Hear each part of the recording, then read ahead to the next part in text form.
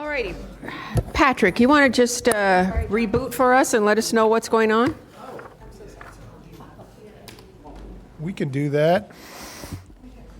So I think, did we conclude public comments? No, So we back did not. on No, our- we did not, but Commissioner Powell is here, so.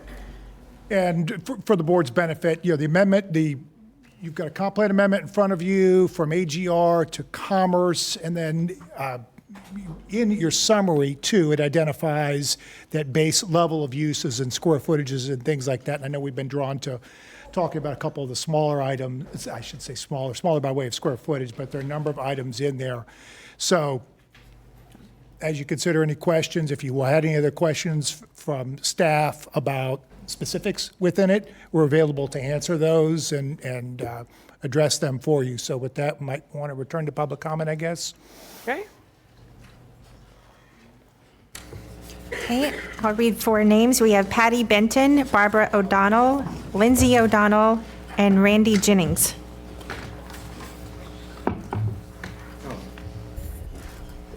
Good afternoon. My name is Patty Benton. I live in unincorporated Lake Worth. I'd like to just today to come and speak for the O'Donnells, and I have the great benefit and pleasure of being able to ride horses at their farm. The amount of development in the area would greatly impact where this place is at. Just the little bit of truck traffic that is on Starkey Road that comes from the businesses there, it's intense. Like, you cannot turn right on Atlantic Avenue or left to go east at 5 o'clock. I would implore anybody on this commission to try to go to that intersection at 5 p.m. and see what happens. About 2 months ago, there was a water main that broke under the road for westbound on Atlantic Avenue. The traffic just for this little repair was backed up past Hagen Ranch Road, further back past the turnpike. So there is that to be considered. I also understand that you can't impede on a landowner's rights and what they can do with their property.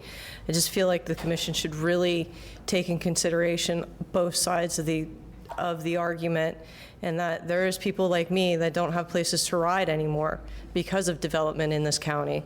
I'm a 3rd-generation native to this county. The development I have seen just from the south to the end, from north end to South County, is incredible. And there's so many of these commerce places already built along 95 that you can see are vacant from the road. Just because you can, do you need to build it? Is it needed out there? And like you said, you're bringing people in to the ag that don't live there. Correct? That you're trying to avoid that. This would bring extra businesses that maybe don't even serve the area. Thank you.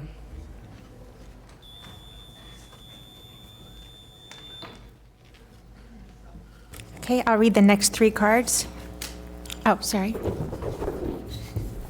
Hi, I'm Barbara O'Donnell, owner of Irish Acres. Anyone who knows me knows I have a terrible fear of speaking in public, but this is so important to me that I cannot remain silent, so bear with me. My family purchased Irish Acres 12 years ago. Our shared vision was to create a sanctuary for horses unlike anything else in South Florida. We have 60 acres of beauty and tranquility to offer horses and their owners a chance to enjoy nature, which is slipping away to development. Our effort is 24/7, 365 days a year. Veterinarians, trainers, and farriers all tell us there's nothing else like our property. We are recognized every year as one of the very best boarding farms in South Florida. We're taking the next step with adding surgical rehabilitation with the closest other rehab up in the Ocala area. All of South Florida, which includes horse racing, Wellington's various national, international competitions, as well as local veterinary hospitals, need access to rehab facilities. This requires peaceful surroundings. If this development is approved, it will destroy us. It was and still remains our dream to grow and to enjoy and to pass on to our children. Please don't take this away from us. Thank you.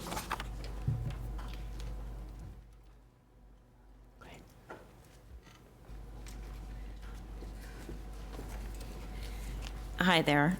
Lindsay O'Donnell, Irish Acres. I will read super quick. I thought I had 3 minutes, so bear with me. I recently returned to Florida after living in Kentucky for 25 years to continue the legacy my parents started over a decade ago. Irish Acres Farm is nestled within the protected boundaries of the Ag Reserve. The unique landscape, ample turnout space separates it from all other area horse farms, making it a mecca for horses and their owners. South Florida has always had a need for an equine post-surgery rehab facility, and Irish Acres has answered this demand by opening its doors to horses who need the time and space to heal. We work closely with the trainers, owners, and veterinary teams to create individualized and closely monitored aftercare plans designed to safely get the horse back to their competitive state, whether it be the racetrack or the Grand Prix dressage rings in Wellington. But the tranquil atmosphere and quiet country roads are under serious threat of permanently disappearing. Staying silent on this very important matter is not an option for me. I was taught to fight for what I believe in and to do so by keeping my moral compass and integrity intact. The long-term business success of Irish Acres and positive contributions to South Florida's horse industry will cease to exist if this is approved. It would bring massive numbers of semi-trucks onto Starkey Road, and I've seen and experienced firsthand the disastrous consequences that result from mixing horses and semi-trucks. For nearly 10 years, I was patient care manager at the largest equine hospital in the world.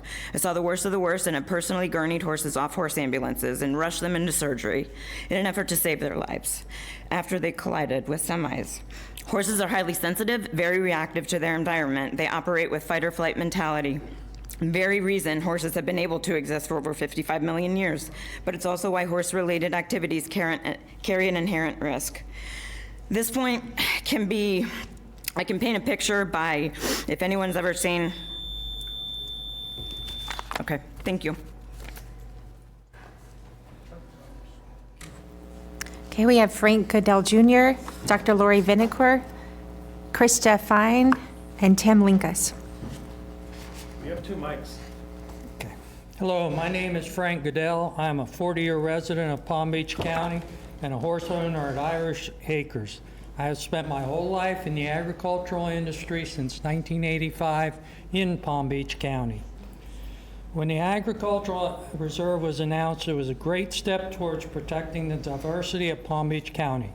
Its purpose was to coordinate development and open space and agriculture. Prior to the Agricultural Reserve, there was a consideration of having a building moratorium in West Palm Beach County. That was negotiated to become the Ag Reserve. In my time in the Ag Reserve, driving from my house, I used to see signs that said, Palm Beach County Ag Reserve. They've all disappeared. Nobody knows what the Ag Reserve is if they come here. Does Palm Beach County, who manages the signs, care about the Ag Reserve? I know where it is, but who else does? This begs the question, does the county still respect the spirit and benefits of the original Ag Reserve? The history provided by staff obviously shows this systematic dismantling of the Ag Reserve is well on the way. With respect to commercial or commerce development, why can a commercial center have a site in the Ag Reserve, but as a previous business owner, I could not keep my equipment on a landscape nursery in the Ag Reserve? In a business that supports the ag industry, that takes care of residences, we can't even find a site to keep landscape equipment. My wife and I even looked at buying a nursery to keep our equipment on and run the nursery.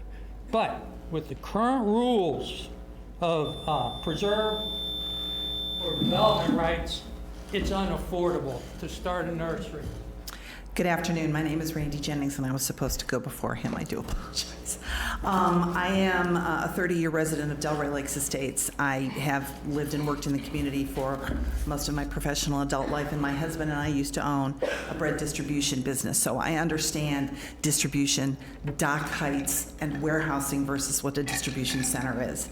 This project, as described, based on what we have seen, is in fact a distribution center. You don't have 180 dock-high built openings and 8 for regular trucks. We used to have one dock height that the semi would come in and back off 50 trailers, 50 things of bread, and then we would break them down and load them onto the smaller trucks that were street height. That's how it works. When you've got the reverse proportion, it indicates to you that it's a distribution center, not a warehouse. There's nothing there. 8 bays are not enough to support the local area. So on the face of it, that doesn't pass the sniff test. There are 5 major disconnects between the plan and what the Ag Reserve calls for. First of all, it's an access to the arterial road. The land can't support ingress egress off Atlantic Avenue. As the distance from the turnpike entrance to Starkey Road, you're already in the turn lane. When you get off the turnpike, you're in Starkey Road turn lane. So I believe, and I understand that our attorney has contacted FLDOT, and they've said that the chance of getting ingress off of Atlantic Avenue is slim, if at all. Same with the traffic light, as there are 3 traffic lights 1,000 feet succeeding up the road. So those things aren't going to happen. At 5,000 trips, it's really 10, because not only do they come in, but they go out. So it's 10,000 trips by semi-trailers. And to use Commissioner Woodward's earlier description of the backup lanes with buses, imagine, if you will, a line of tractor trailers that are queuing up to get into Starkey Road, to get into a facility where there's no way for them to turn around and move. Thank you. Good afternoon, Mayor and Commissioners. I'm Lori Vinacore, 10626 Laredo Road, Delray Beach, Florida, and I am the president of the Alliance of Delray. I am so glad that staff's report indicated that I stated at the Planning Commission meeting that this proposal is more suitable than previous ones, all because of the traffic amount of the traffic. The others always asked for traffic exemptions. So that's it, and we were expecting to write a letter, and we did write a letter. And you have it there on the dais there, and it does show that we are disappointed, the Alliance is disappointed, because we're not seeing the hotel, the extra residential, more restaurants. I understand there would have been too many text amendments, so I understand this, but this is a completely different animal than the other. But the reason why we're asking for a postponement, the most important thing is that Delray Lakes Estates, they're waiting to hear about FDOT's decision, because they may not be able to exit the way they need to exit from their property. And that is why we're asking. Maybe county staff could provide an update if they have it, the latest update. I don't know, but we understand that if this is approved, of course, we would like them to wait a bit. But of course, we work with the developers, we work with the residences. Thank you for really sticking it out here today. Can I have 15 of her seconds since she was early? That's 2 minutes, thank you. Hi, I'm Krista Fine. I'm a Delray native. I've been here for 43 years, my whole life. And I've seen Delray, a quiet little beachy town, turn into a very, very busy city. I remember 4th of July, St. Patty's Day parades, I'd always run into friends and people I grew up with, and now you're lucky if I can park a mile to get there, mile distance. Fast forward 30 years later, I've turned my childhood dreams into a reality, and I've got myself the most beautiful horse in the world. And it's time to find him a home. I begin to make phone calls trying to find his forever home, and that's when I find a little slice of heaven in Delray Beach. When I drove down Starkey Road and turned into Irish Acre Farms, I could not believe my eyes. It was magnificent, simply breathtaking. I knew then that this is where I wanted my horse to live. We've been there now over 3 years, and I'm still amazed at its beauty. When I bring Delray natives to see Killian, they're blown away that this exists. My mom always says she wants to retire and just come here every day. It's her happy place, along with everyone else who has the privilege of coming there. You see, before I got Killian, I read and researched and learned about horses and their lifestyles and what's good for them and what are healthy choices and the training that kept coming up. The thing that kept coming up is the importance for them to graze. Horses eat 18 hours a day, and while they eat, they walk and they stay fit. And there's no other place I'd venture to say in all of South Florida that has pastures and fields like those at Irish Acre Farms, where they can live in a herd and eat and run and live the life they're most meant to live. Delray needs a place like Starkey Roads with farms and horses there, literally nothing like it anywhere else in the world. Not in the world, in the city. We have enough traffic, enough hustle and bustle. We must preserve this little piece of paradise in the midst of all the plazas, marketplaces, apartments, companies, distribution centers, and the list goes on. Let's keep something in Delray authentic. Let's keep something part of Delray full of nature and wildlife. We cannot lose this land and the beauty. That's the last bit of nature that Delray has. Thank you very much. Thank you. Okay, we have Elizabeth Stedham, Beatrice Castano, Suzanne Mulvihill, and Joe Mulvihill.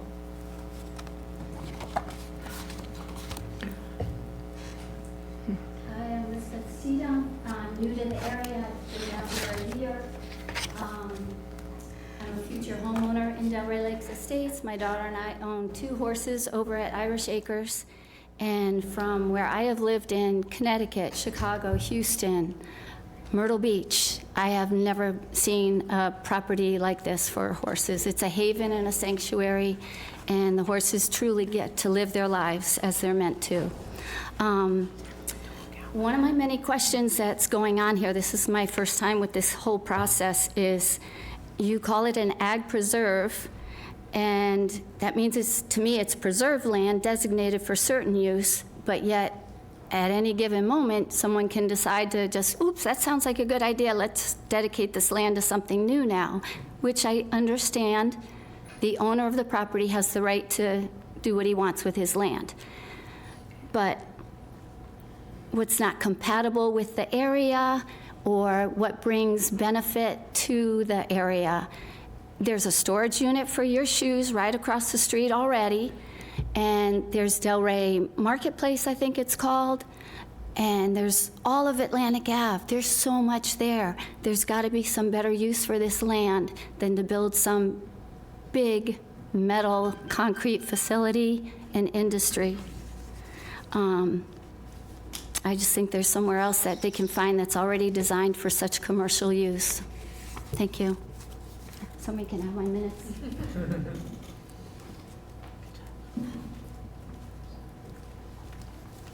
Go right ahead. Good afternoon. I'm Beatrice Samuel, lifelong equestrian and recent UF Animal Sciences grad. In no way, shape, or form is this massive warehouse in no way, shape, or form is it compatible or reasonable to mix semis and horses. I have watched as countless boarding facilities have been forced out of business and trail systems destroyed as development moves in and horses move out. As horse owners, we are running out of options. Horses need, at minimum, 18 hours of grazing time and their 3 basic needs of friends, freedom, and forage for their health and well-being. It is recommended that horses are maintained at a rate of 2 horses per acre at minimum. Irish Acres is the only farm in South Florida providing horses with such an opportunity to be turned out in large grass pastures with other horses. Simply put, horses and semi-trucks are not compatible for obvious safety reasons. The trail system we regularly use and enjoy must be accessed by riding on the shoulder of Starkey Road. This will become an impossibility should the plan be approved, unless you have a death wish. The Florida horse industry contributes $12.8 billion to the Florida economy and supports over 250,000 jobs, and Florida is the 3rd largest equine state in the United States, with over 385,000 horses.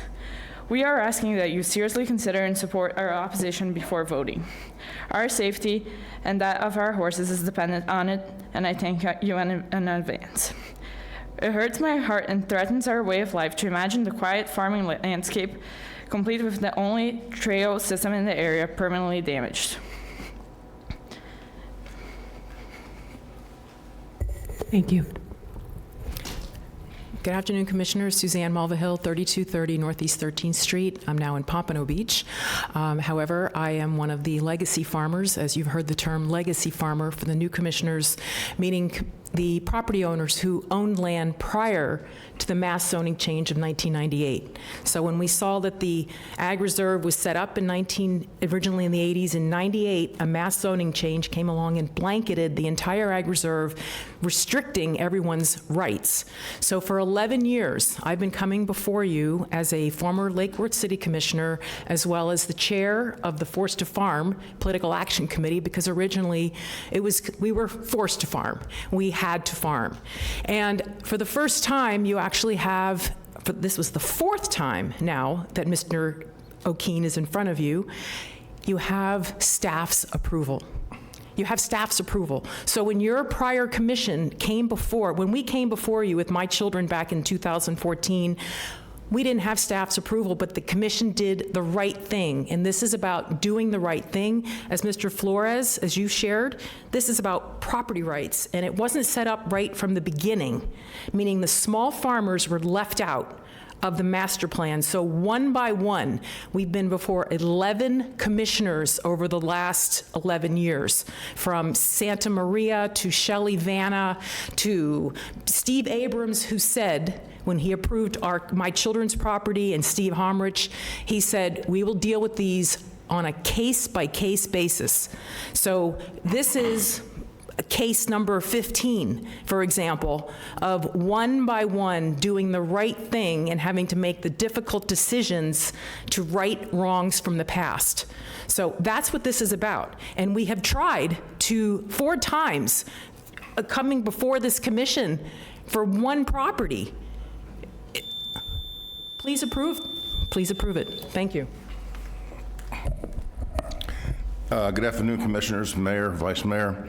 Joe Mulvihill Nursery, formerly of 9821 Happy Hollow Road, but now I have a farm on Smith Sunday Road. So instead of retiring, I bought my brother-in-law's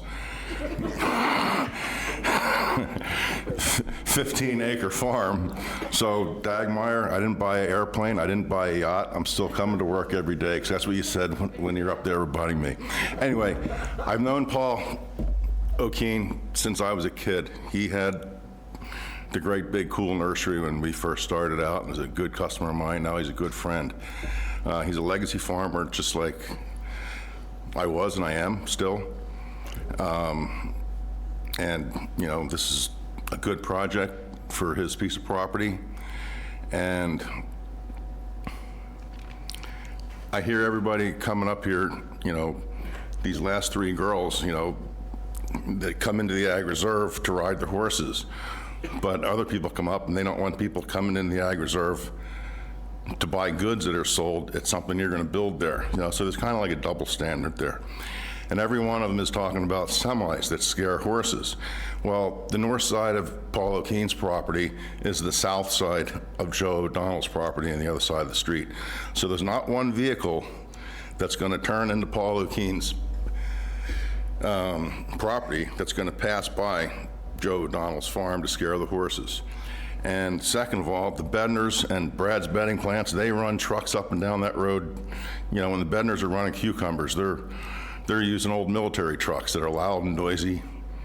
And anyway, there's already a lot of truck traffic on that road, and no traffic will be generated to pass by their farm. Anyway, thank you. Okay, we have Linda Smith, Barbara Roth, Jim Knight, Dagmar Braz.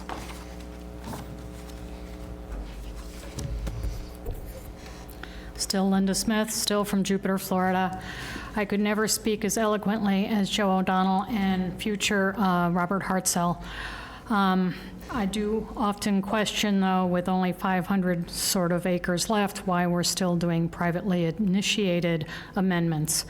I want to remind you that the planning board did deny this, if I'm reading the paperwork right. So please look closely at the site plan. How big are those bays that everyone's talking about? How big is the bay that Joe the plumber needs? Does he need a bay that big to service the other residents within the Ag Reserve? I'm always confused about the traffic study. In order to comply with 3.59, staff is recommending a conditional approval limiting the development of the site based on a maximum number of generated trips. I'm not sure how this can be policed in the future. I hope the commissioners and the owners hearing kind of the public, and I know you are. I'm speaking for Kay, Drew, Sheila, Gail, and Maria. You think it's hard to keep all the commissioners up here for some of these meetings. It's really hard to get volunteers that are committed to the preserving of the Ag Reserve who have illnesses and family issues. So I'm afraid you get a lot of me today. Some of us may not be able to attend the next meeting when this gets heard, as obvious by the list I just read off. And from what I've heard, some of the commissioners might not be at the next meeting. So everyone has their agendas. I don't think mine is hidden from anybody. I'm not sure how many residents have come to your doors asking for additional storage facilities, fitness centers, or breweries. I do believe that a number of people have asked you to please put a kibosh on some of this development. Yes, the owner has the right to ask, and you have the right to deny. Good afternoon again, Mayor, Commissioners. Barbara Roth representing Cobra.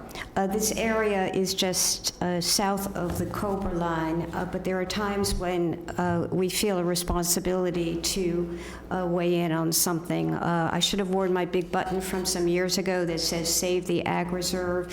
What we have on Starkey Road is the epitome of the Ag Reserve, the things that are most precious that we wanted to protect in 1998 and that we still hope to protect. My friend Joe O'Donnell just mentioned that there's a noise impact that is significant on his horses, of course. I want to speak process for a minute. I've been doing this a long time. Most of you have as well.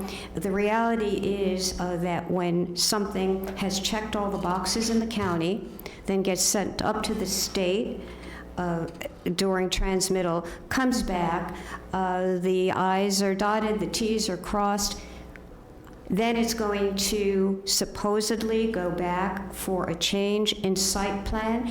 I think we're all being a little disingenuous if we think that those semi-parking spaces are going to disappear and that this isn't going to be what it certainly looks to be now, which is a distribution center, then it's just not, I don't feel that it's a fair representation. Cobra supported the commerce use. We have that construction going on Boynton Beach Boulevard. We're proud of what is coming into the district there. I even have a button that says the district. So that is the commerce use as you all had hoped it would be, not a distribution center that destroys the best of the Ag Reserve. Thank you.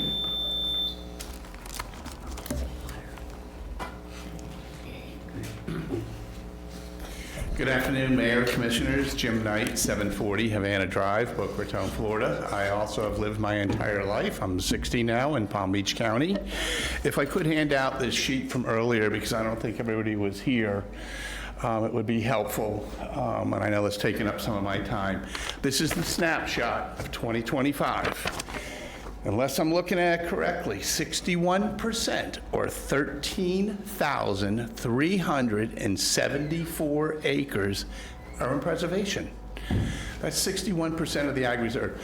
No one is asking to take away Joe O'Donnell's horse farm or anybody else's property for that matter. I am an expert. I'm in real estate. I've been doing it since I'm 18. Again, I'm now 60, so that's 42 years. And the difference between the distribution center is the cross access, when you go in one side and you go out the other side. This is not what that is at. And if you were to look at an aerial, any aerial of any warehouse facility, you got plenty of them here on Southern Boulevard, right?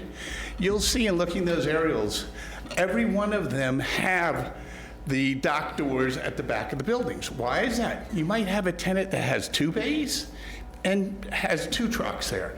You might have a tenant that has 5 or 7 bays. If you look at those aerials, they're online right now. If you picked them up and looked at them, you would see there's 13, 15, maybe max in an 800,000 square foot facility with 18 semis sitting there. So the reason they're there is because they're set up for multiple tenants, and that's the way it's built in the beginning. I'm here also on behalf of Kevin Costello, K&M Nursery, off of Steve Bednar, also Tim and Sandy Linkus. They wanted to be here. Unfortunately, they had to leave. This dragged on. And many others out there that have saved and protected their development rights, and I respectfully request your support for this transmittal only. Thank you. Hello again, my name is Dagmar. We do understand that this is for transmittal only. We really do understand that. The problem is we want to put this in your ear now, okay? Yes, we understand there's commerce in the Ag Reserve, but this is not Ag Reserve commerce. There's 93 parking spots just for semis alone. It's 775,000 square feet with 703 parking spaces. Is this really what the Ag Reserve needs to have? We understand it will probably be commerce at the end of the day, but the access points on Starkey Road really are going to be such a detriment to the people who are actually using the Ag Reserve for Ag Reserve purposes. Please keep these things in mind. We would also like to ask that individual users be capped at a certain limit of square footage so that we can avoid the regional uses. I almost said Commissioner Morton over there. Oh my gosh. Jennifer Morton, she keeps touting this as light industrial. Everything in your paperwork, the ULDC says light industrial. To have this kind of square footage, please cap the user. Please stay off of Starkey Road. Please make this a commerce use in the Ag Reserve and not a regional industrial use that should be somewhere else, not in the Ag Reserve. Thank you. We have Rena Ballin, Howard P. Clark III, Robert Hartzell, and Rich Petruzzo.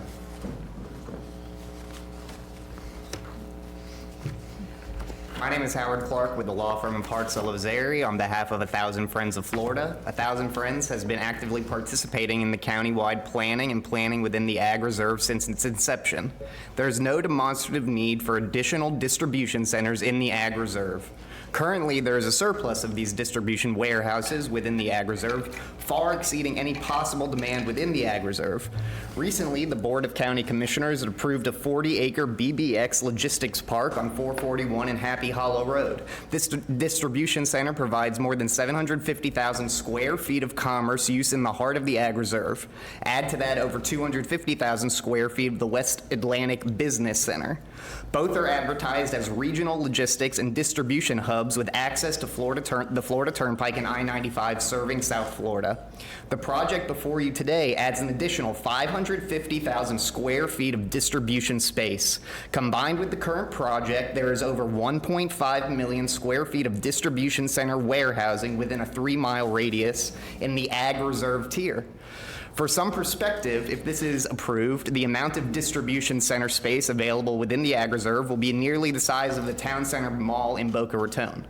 The commerce land use category is meant to be used sparingly to achieve Objective 1.5 of the Palm Beach County Comprehensive Plan, to preserve the unique farmland and enhance the agricultural activity serving the needs of the farm workers and residents of the tier. This amendment to the future land use map inflicts detrimental impacts to the agricultural uses and erodes the planning foundation for the Ag Reserve. Because it does not preserve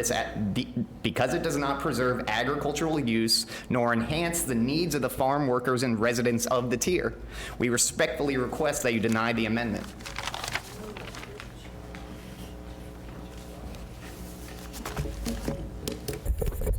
Good afternoon, Robert Hartzell, Ozeri, PA, on behalf of Irish Acres and Joe O'Donnell's. Today I come to you with a request that you deny the Park West and do not transmit. This development is a distribution center on Starkey Road. It is not compatible with the agricultural, equestrian, or the residential uses in the agricultural reserve. This is not just conjecture. You've heard a bunch of lay people testify. It was actually the opinion of Charlie Gaudier, who has been looking at, from the state level, looking at the comp plan in Palm Beach County for years. I've submitted that report to you. His study shows that Starkey Road is acutely sensitive, and Starkey Road provides critically important access for agricultural needs.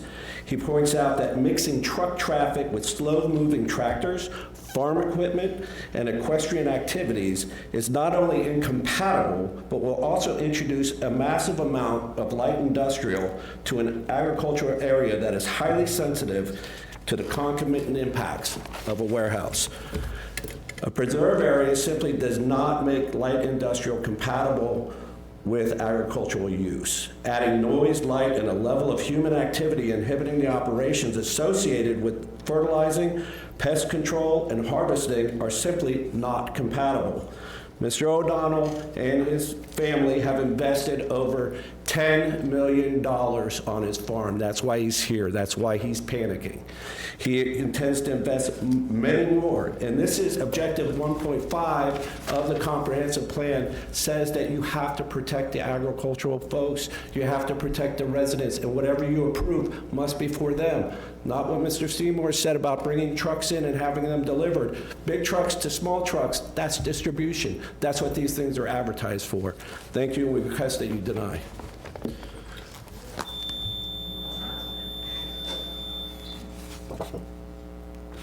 Okay, we have Rick Petruzzo, Dana Donnelly, Judy Hill, and Richard Chip Carlson. Good afternoon, Judy Hill. I live on 9718 Happy Hollow Road in Delray. I have been a resident of the Ag Reserve since 2002 and in Palm Beach County since 1983, and I grew up in South Florida in Fort Lauderdale, so I see what wicked expansion did to Fort Lauderdale. I live on Happy Hollow Road, and I operate a small boarding horse farm. I'm currently enduring the Apex Delray warehouse project, which borders my farm to the north. Heavy construction started about a year ago. We were initially told the project would not impact our farms, but heavy construction equipment, land-moving tractors, cranes, dump trucks, pounding, and noise impacted my farm daily. The land bridge to the access of this first building is just now under construction, while the first building of over 200,000 square feet now is up.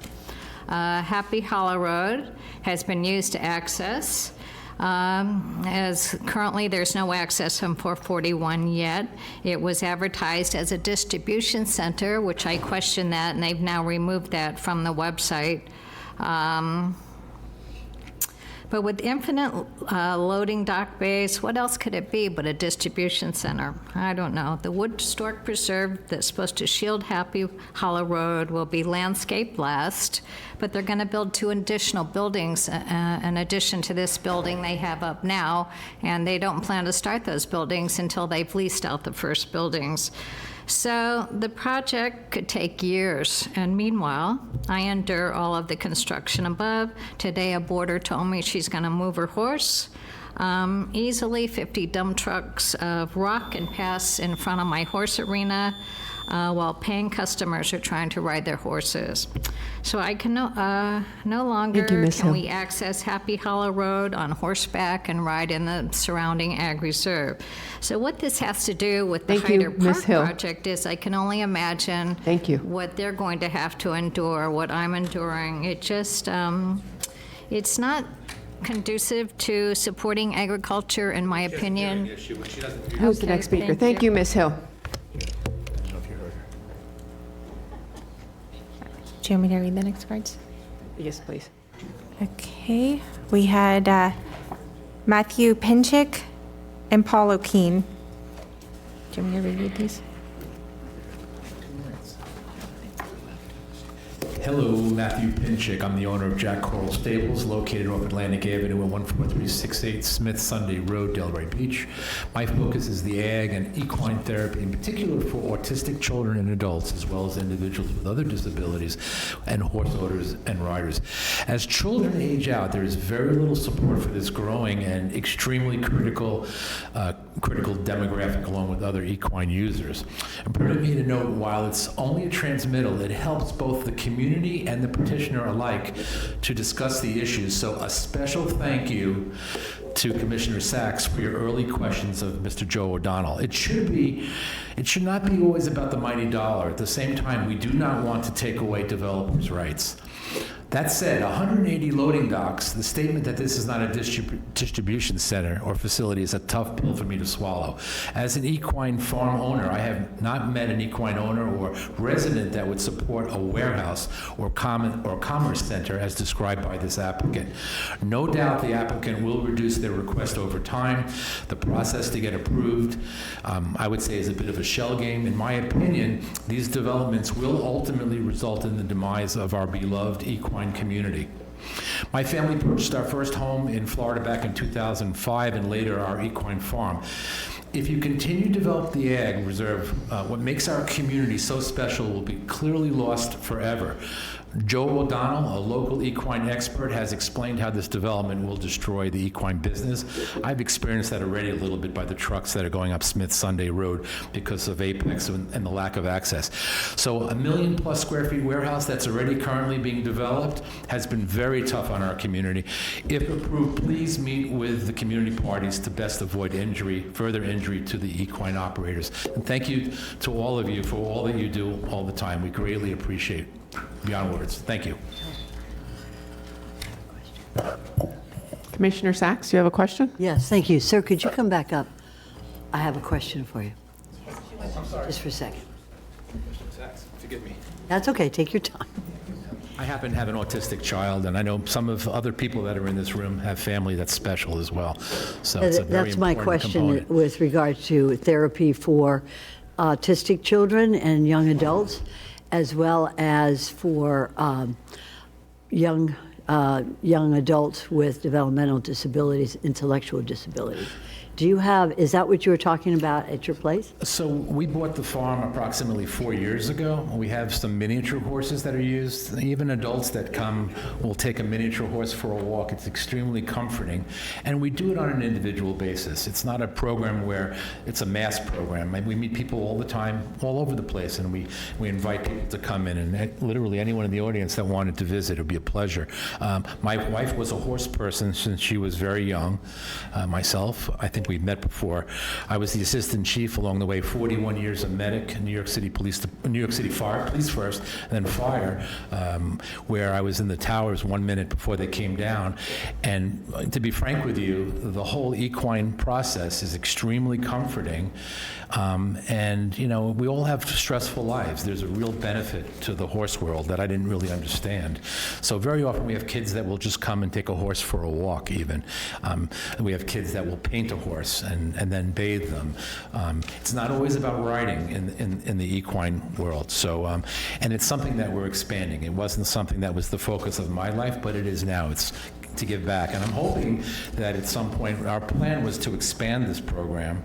And at some point, we were going to talk about the possibility of a residential component for the developmental community, because a lot of these kids age out.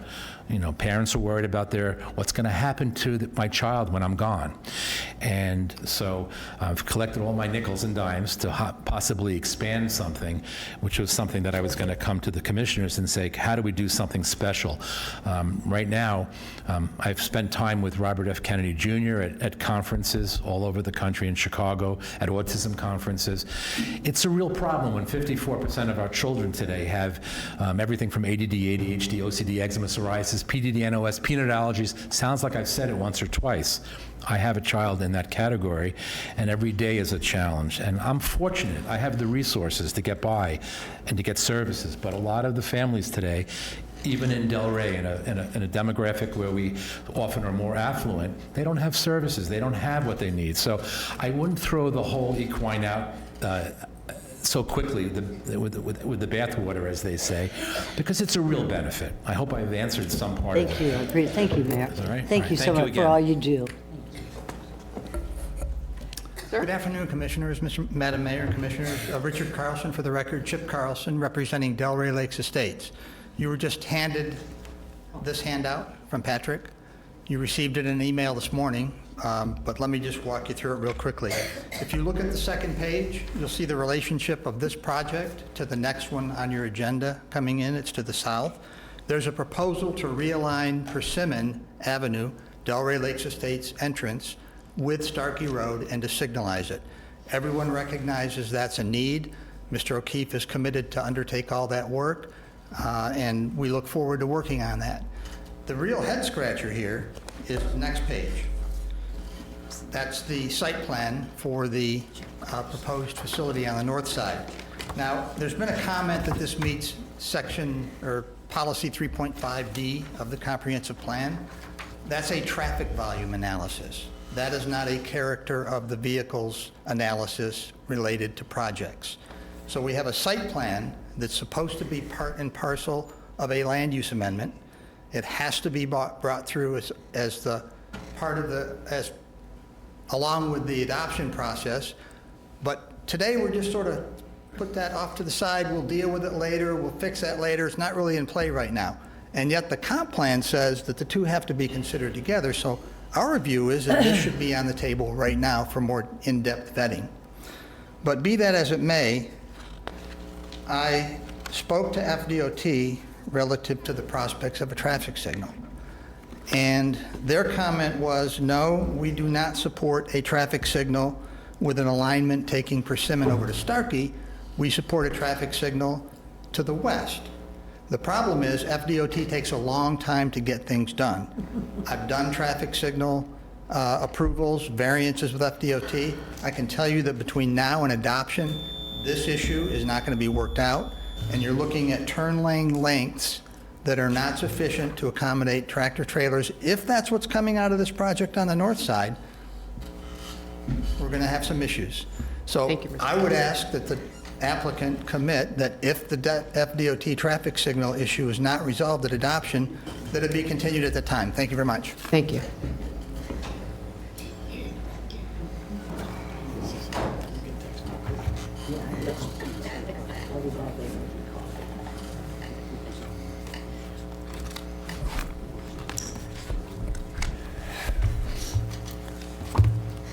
Good afternoon, Madam Mayor, Commissioners. Paul O'Keefe, Morningstar Nursery. 1983, 42 years ago, I planted the first roots of my nursery farm on this Starkey Road site. I shared those early days with true pioneers, iconic growers who led not just with skill, but with heart. They were stewards of their land and guarded their property rights fervently. We were competitors, yes, but more than that, we were community. We shared wisdom, weathered struggles, and together raised a standard that made us all better growers and better people. Over time, many of those legacy nurserymen and farmers have moved on, closing chapters and beginning new ones. And now I find myself at that same turning point. My nursery days are behind me for a variety of fateful reasons. However, I am grateful for every moment they held. But I also look ahead with anticipation, as I now have the opportunity to begin a new chapter alongside my children. Today, I'm humbled to stand here in the company of those same nursery and farming families, grateful for their support and honored by the legacy we continue to build. Thank you. Do you need to read the last four? Last call for Rich Petruzzo, Dana Donnelly, Rena Ballin, and Tim Linkus.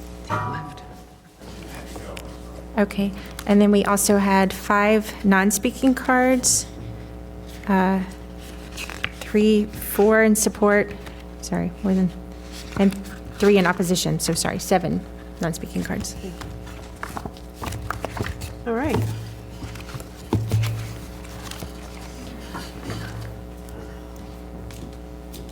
It's been a long afternoon. Mr. Seymour, would you come up and recap for us, please? This is transmittal. So, in all seriousness, and I want to start with one thing, because I take very, very seriously the word disingenuous. I don't think Barbara meant anything by it. I know her too well. We're not saying we're not having truck parking, we're not going to have semis, there's nothing disingenuous. What I've said, and what I will say again, is the site plan isn't baked. And so there will be changes. I don't know what they're going to be. I don't know what they're going to look like. We're taking all this. And to the point that was made, and I cannot remember now who said it, and it may have been Dagmar, that the discussion of the site plan will definitely be useful. I can't answer all of that now, but I can tell you what I started with. I was right about one thing at least. You were going to hear the word distribution center a lot today. It is not in a vacuum. And when we come back with a final site plan, and after you've had a zoning commission review, after your zoning staff has reviewed the site plan, and after we've gone with DOT, and by the way, Mr. Kelly, who is our traffic engineer, spoke with DOT yesterday, and they said, no, we did not say. And now, I'm not saying that they didn't tell Chip what they told Chip, but there could be different people. They have not made a decision one way or the other. We will continue to work with FDOT. We do understand the concern about the light and the need for that. That is something that will come at the zoning piece of this, and we will have to bring all of that together pursuant to the way the comp plan works.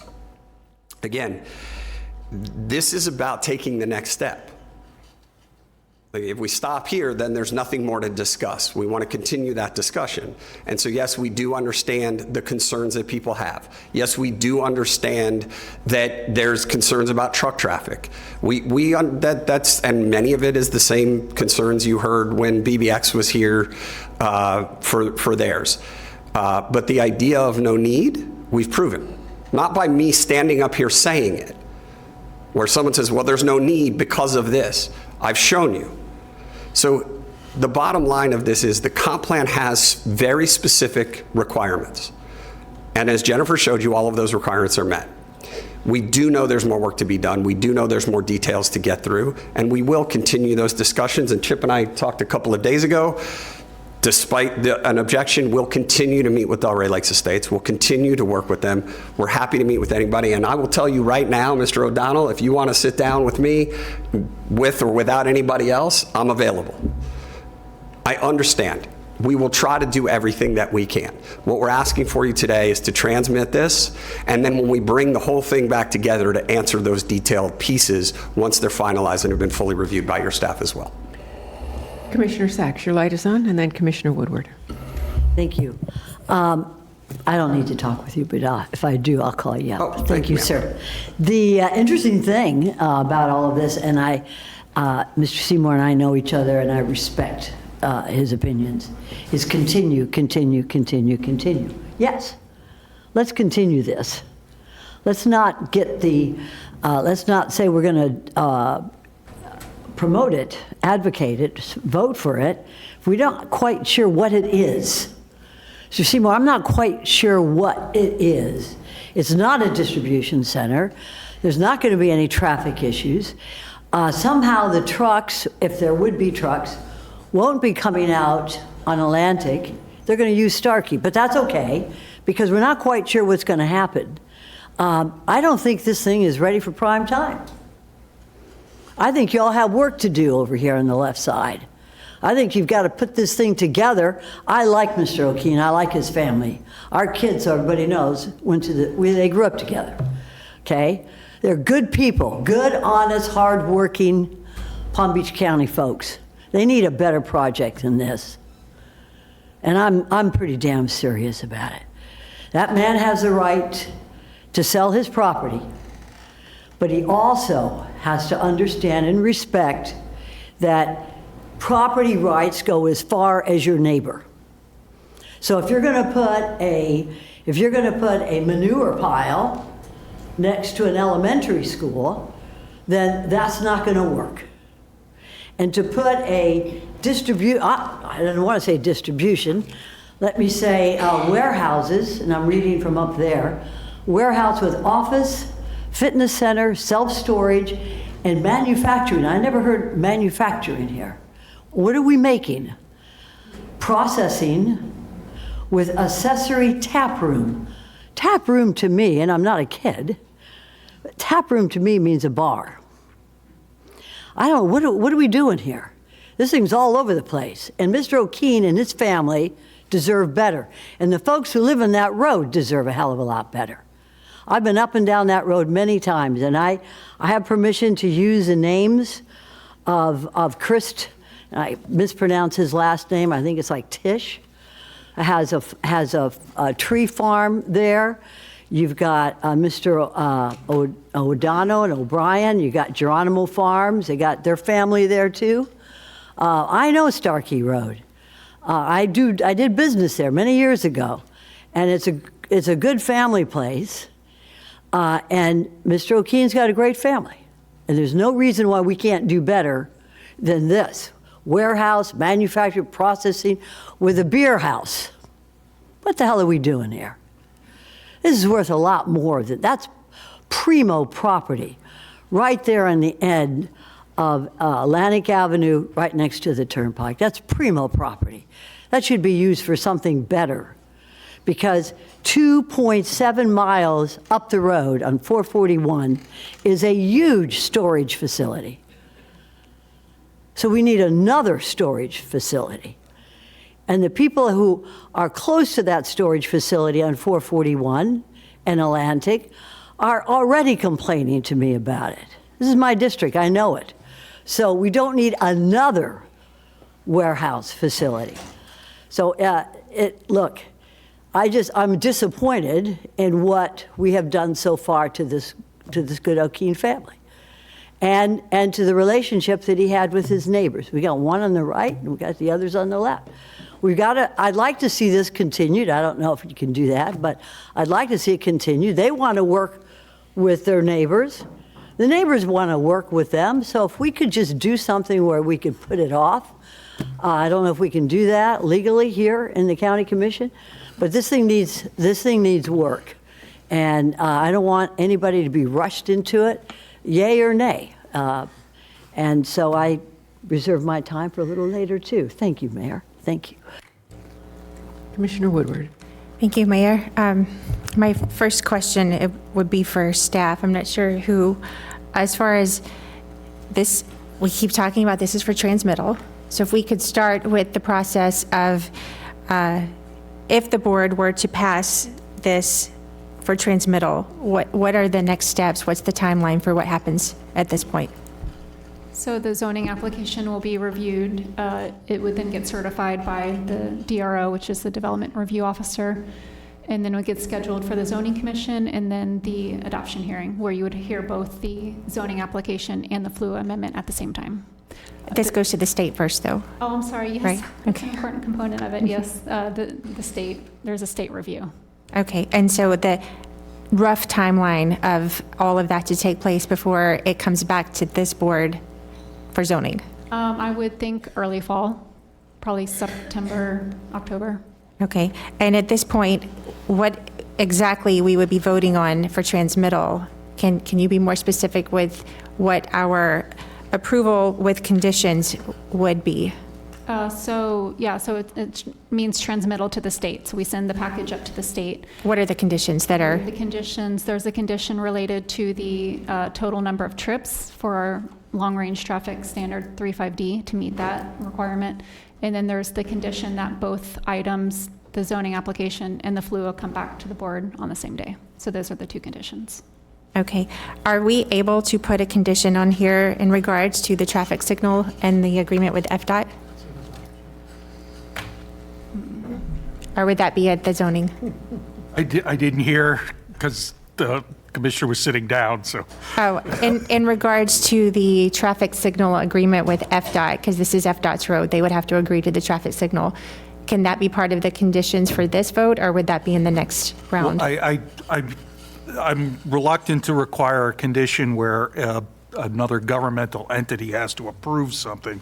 Patrick, do Do you have anything to? And it would have to meet warrants, but if you wanted to carry the concept forward, it would be coordinate with DOT and come back with the information if it's warranted as you work through zoning and bring back that information, because it may or may not meet warrants at specific locations. And that would be Bring back determined the by information FDOT. back.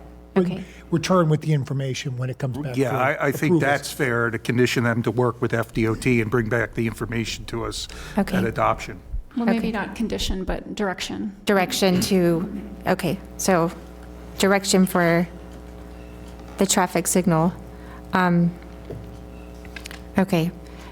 And we are not by any means tying ourselves into a site plan or uses or even parking, none of that by transmittal.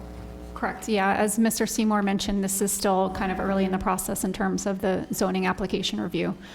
You know, he mentioned there's likely to be modifications, so definitely not tied to what's, Okay, you know, because presented. I do agree with Commissioner Sachs. I think this still has some work to do, but in my meeting with the applicant and with neighbors, there needs to be more conversation. So for board direction, if it were to be to continue to work with them, and you know, there is some considerations to be made that can be done between now and when this comes back to us in the fall, which would be, I'm guessing September, October, based on what's happened before in transmittal at this time.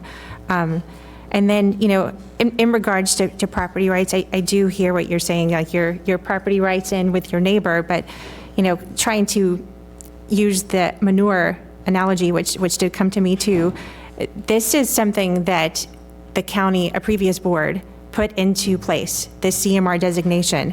So we put out there that this would be allowed. Had this board said, you know, you can put manure piles in the ag reserve, and someone showed up and said, hey, I'd like to be one of those, then that is what we will be talking about. But that is not what we're talking about. This, we put out, we, a previous board, even though I wasn't here yet, I don't know who was, but it was designated that this would be allowed. The development rights are retained.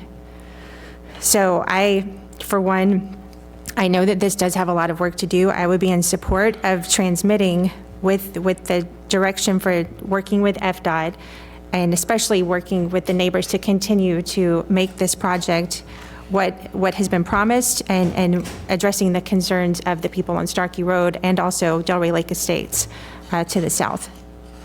So I don't know if I'm time to make a motion, but if there's any other board direction that would like to be added. Well, we've got a couple more comments.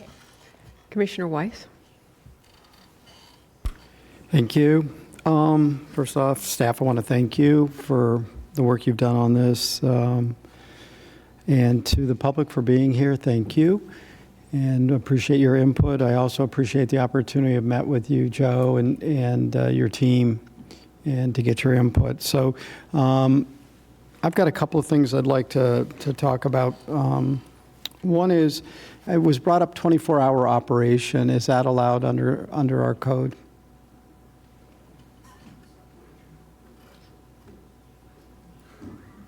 Sorry. Come on, Lisa. The answer to, I'm looking over there at Jennifer.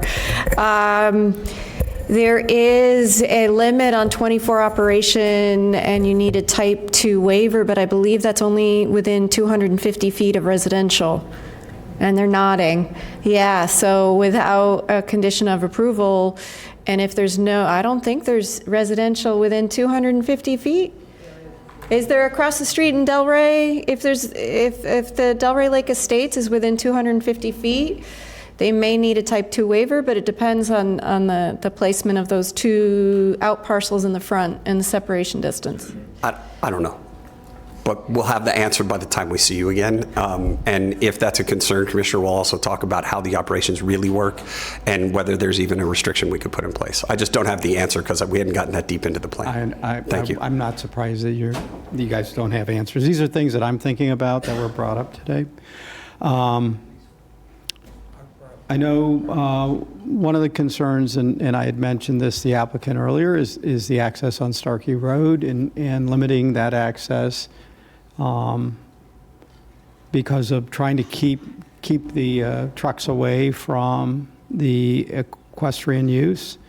And so I know there was, I'm going to put that out there. I guess really what we're talking about is things that would prevent me from wanting to support anything moving forward. So I know it was also brought up that there was no access on Atlantic, but I believe our CMR, in fact, I don't believe it, I know it, requires that there's access on Atlantic. So if that can't be obtained, that wouldn't qualify for this land use.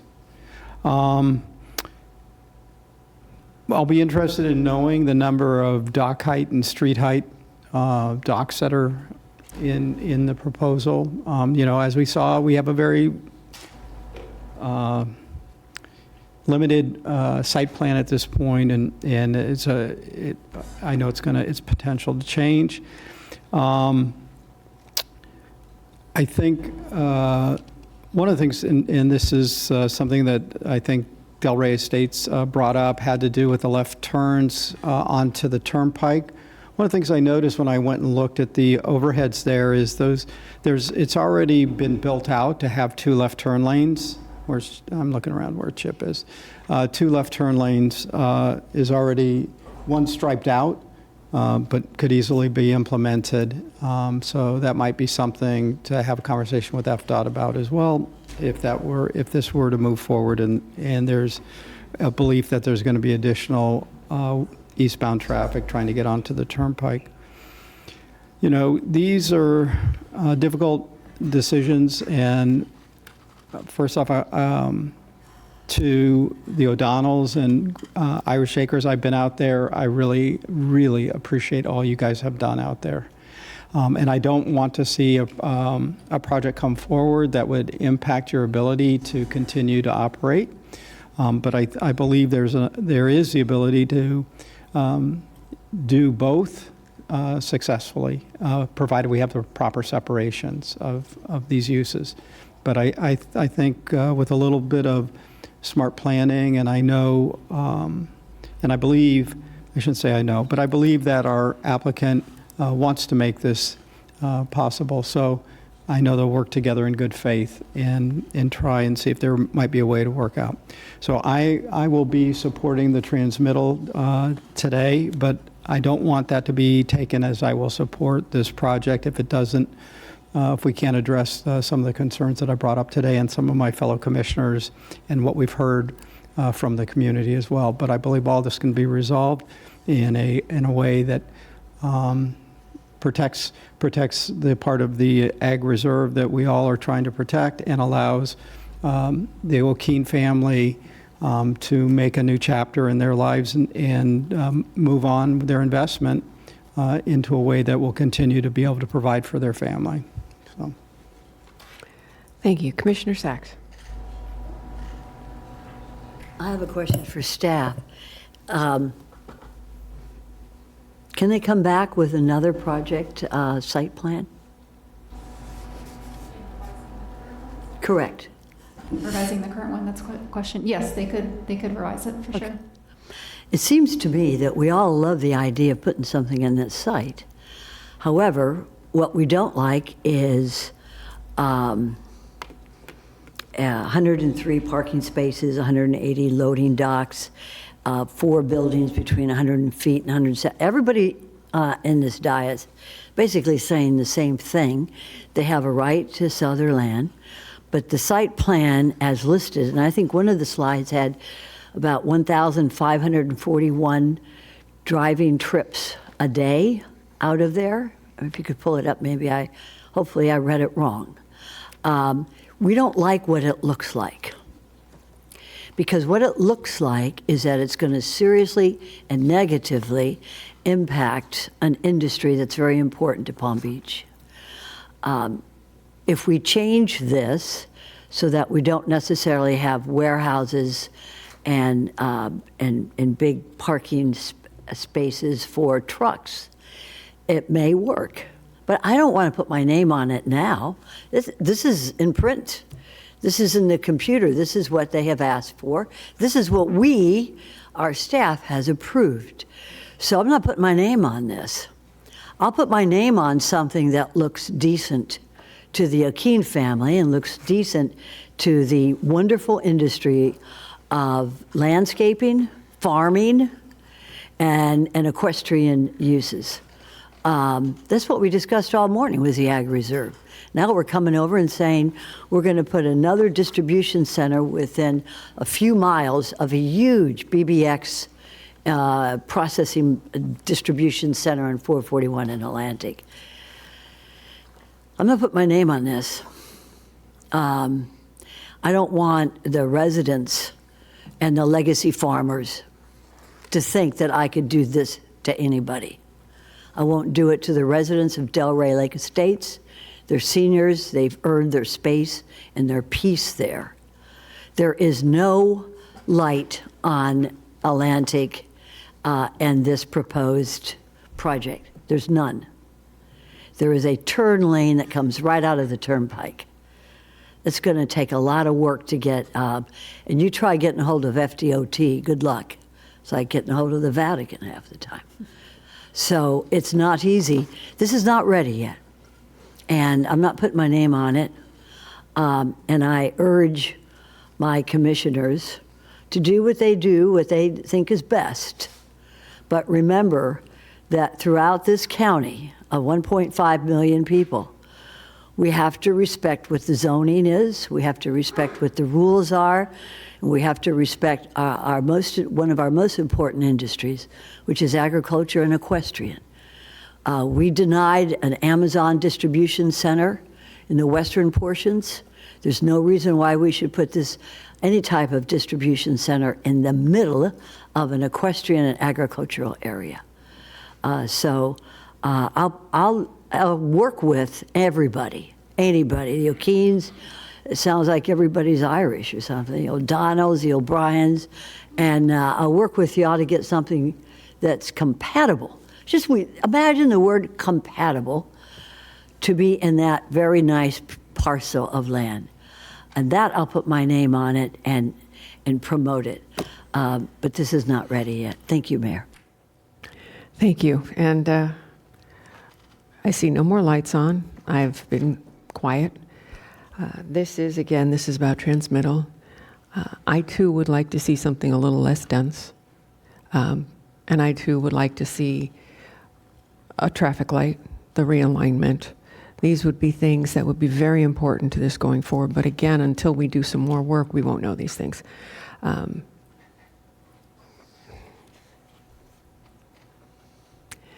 Commissioner Powell and Commissioner Flores, your lights are on. I'm going to stop my comments, and Commissioner Powell, you go right ahead.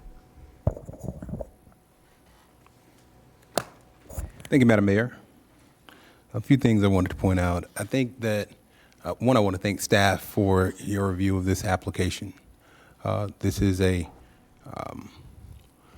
challenge in terms of the different and competing interests. I think your review is definitely well-intentioned. As a planner, I understand the position that you're in, especially when you're thinking about transmittal. And that's where we are. It's not really the adoption of a site plan at this moment, but because the site plan has been submitted, that site plan is something that is available for review. Some of the things that I think are challenging, especially for the individuals who are on Starkey Road, is this idea of the number of bays that are there for truck traffic. I know that's a challenge. As the O'Donnells indicated, they came here and purchased their property 12 years ago. And I think, Commissioner Sachs, you kind of hit on an issue called, it's a Del Webb issue, moving to the nuisance. And I wouldn't necessarily say this is a nuisance, but the intent was when they purchased, they were in the Ag Reserve. They're still in the Ag Reserve.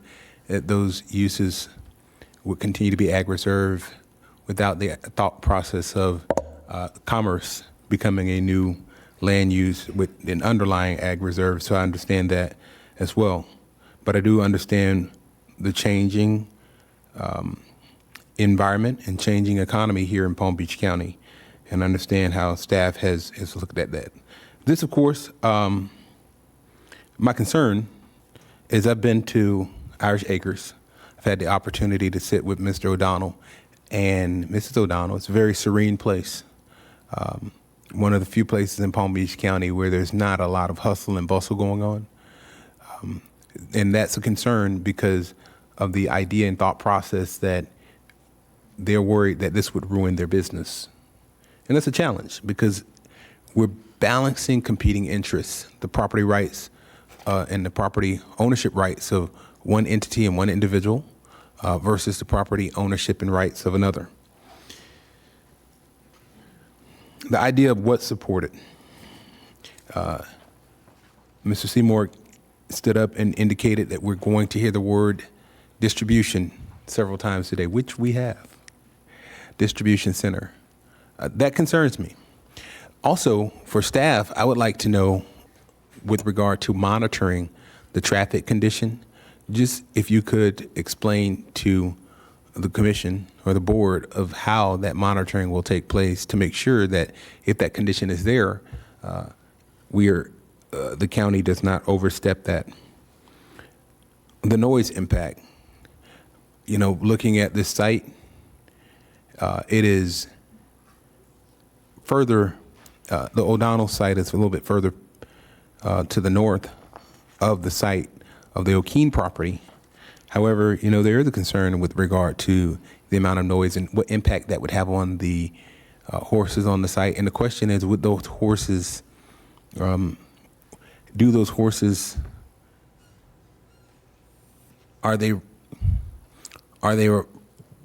they ride the horses on Starkey at any point? Because that does have an impact.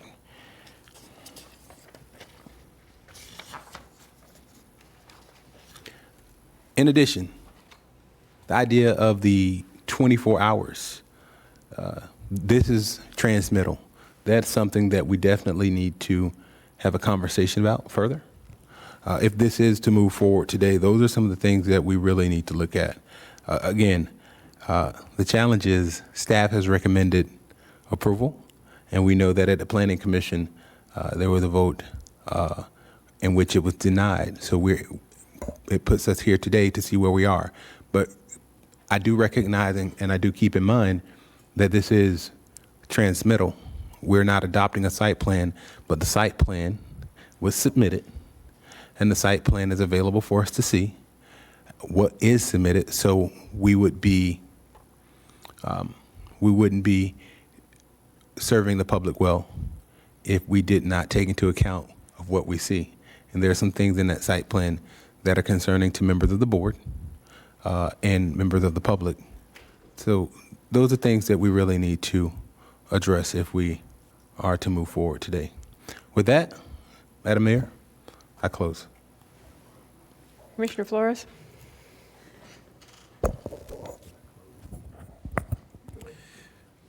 Thank you. So I'm wrecked my brain on this one. I've looked at both sides of the coin here, and I think Commissioner Powell just sort of highlighted some of the things that I have looked at. But ultimately, where I keep coming back to is this applicant has submitted 4 applications, and this board over and over and over has said no. If it was by me, I would want to see housing here. I would want to see other things. But it was this same board that denied him the last time. Now, did I agree with that last site plan? Absolutely not. I think there was way too many things happening in that particular site. Yeah, I know they withdrew, but it was because it was under pressure from this board. My point is I want to be respectful to the O'Donnells and to the property that they have and their way of life, and to the horses to keep that peace. But I also have to be transparent and as neutral as possible when considering somebody's property right. Because at the end of the day, this piece of property was purchased back in, I think I heard 1981. And we can't hold a person hostage to be able to develop their own piece of property because of how it may impact. Now, do I want to limit the impact? Absolutely. Do I want three entrances and exits off of Starkey? No. I think we need to provide a restriction of how close the most northern entrance is to the O'Donnell's piece of property. I would completely remove the most northern from the site plan. I don't think this should be a 24/7 operation. We have to figure out what that happy medium is, whether it's 10 p.m. that trucks can go there. And I think we definitely need a intersection light at that road. But that's what I've wrecked myself with here. I do want to, I think the O'Donnell property is heaven on earth. I do want to make sure that those horses have a proper place to be taken care of and get back to health. But I also don't want to infringe on someone's rights. And from what I'm seeing, this is what this board has zoned this for. And now for us to say, no, this is not, it checks all the boxes. So as much as it pains me, I am going to move forward on transmittal. But I am going to ask the applicants. And there's work that needs to be done on the site. So I'm going to encourage you to please open dialogue with the O'Donnells and Irish Farms, and let's find a way that this is gonna work. Because if I don't feel that it's gonna work, then I'm not gonna move forward. But at this point in time, I'm okay with it. Commissioner Woodward? I was wanting to make a motion with a list of conditions, but did you want to make comments before that? Commissioner Sachs also. So if you want to, yes, I would like to make comments, but I will be the last person to make comments. So if Commissioner Sachs wants to go, you want to make a motion, you're more than welcome to make a motion at any time.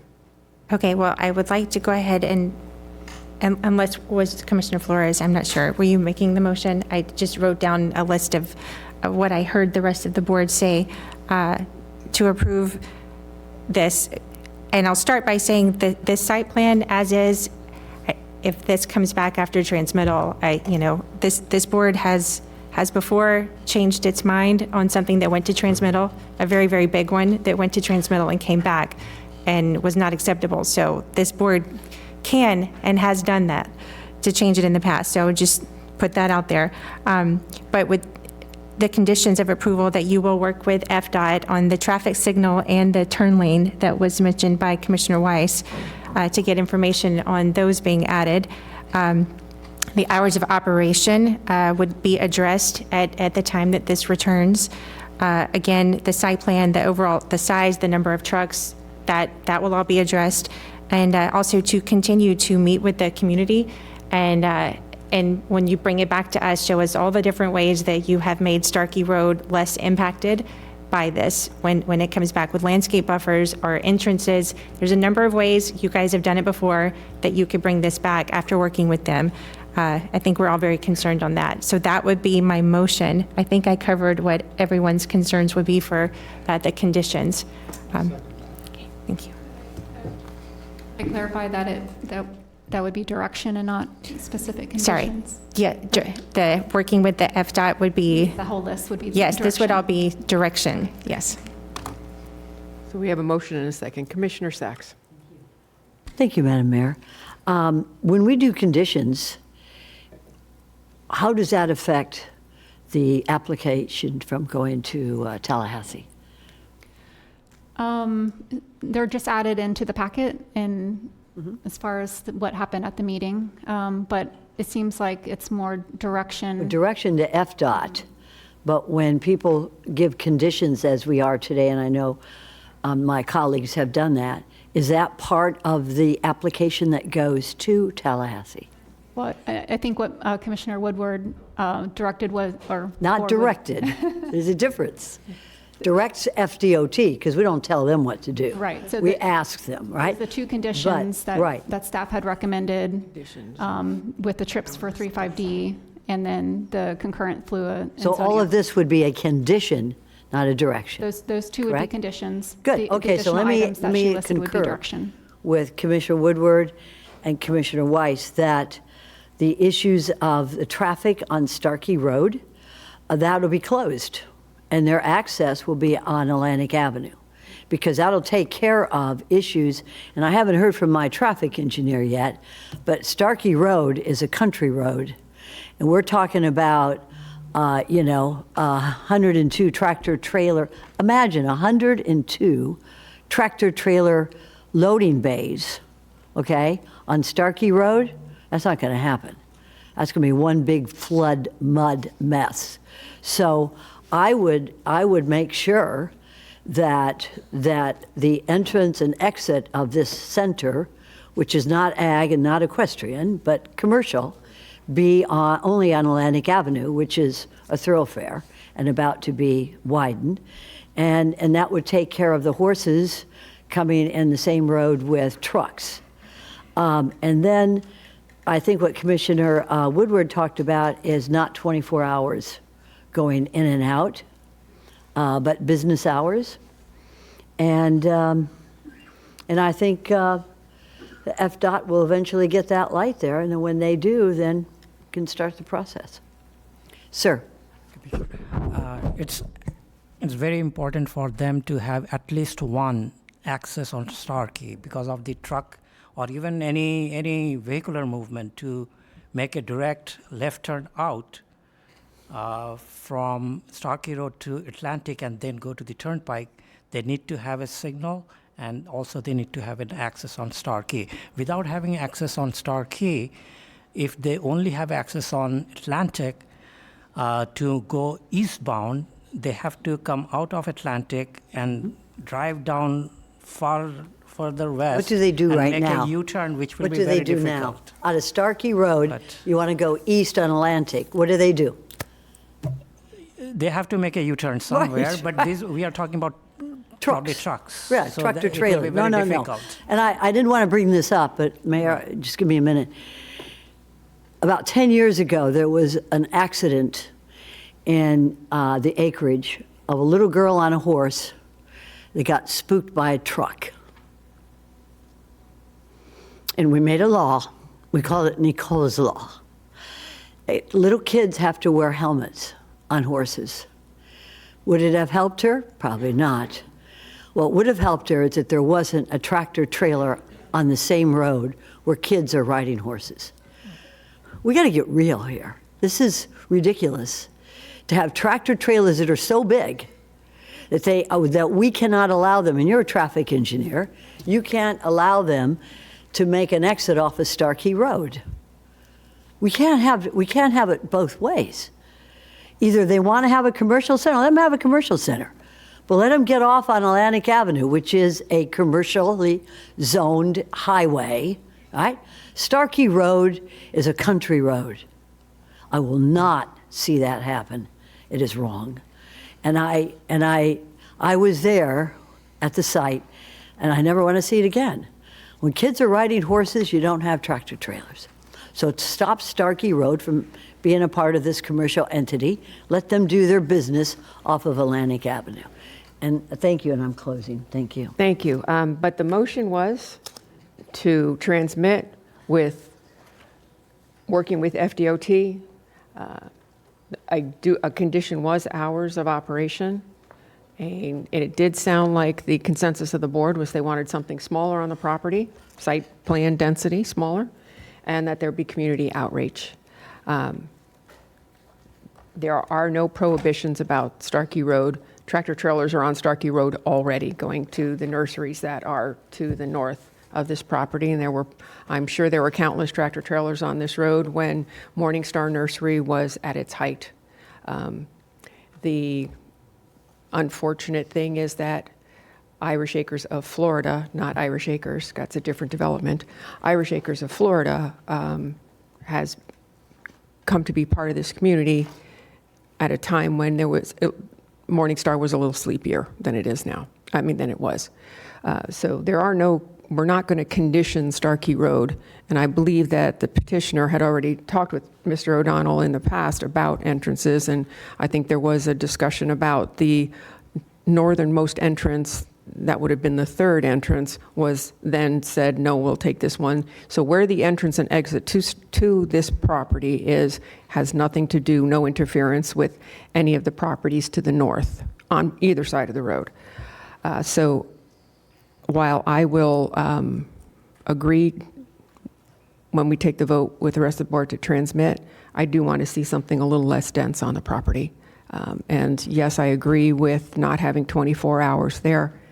And this is all about community. You saw the community come out on both sides, those in support and those not in support. That's what community does. That's what commissioners do. That's what brothers and sisters do. This is debate, and that's what we have today. And I'd like to thank staff for all the work you put into this. I'd like to thank everyone that came today to give their opinions. And I thank the petitioner for realizing that there's been a lot of times you've come in front of us. A lot of times we've said no. Strictly no, out of the box no. Here's an opportunity to get it right. So let's get it right. And with that, we have a motion from Commissioner Woodward. We had a second from Commissioner Flores. Commissioner Weiss, I apologize. Commissioner Weiss. I'm not as good looking, so. We had a motion and a second. All those in favor, please say aye. Aye. All those opposed? We have one nay, so the motion carries 5-1. The motion is to transmit with some direction and some conditions. Does the clerk have all of that? Okay. Now we're on the part 2.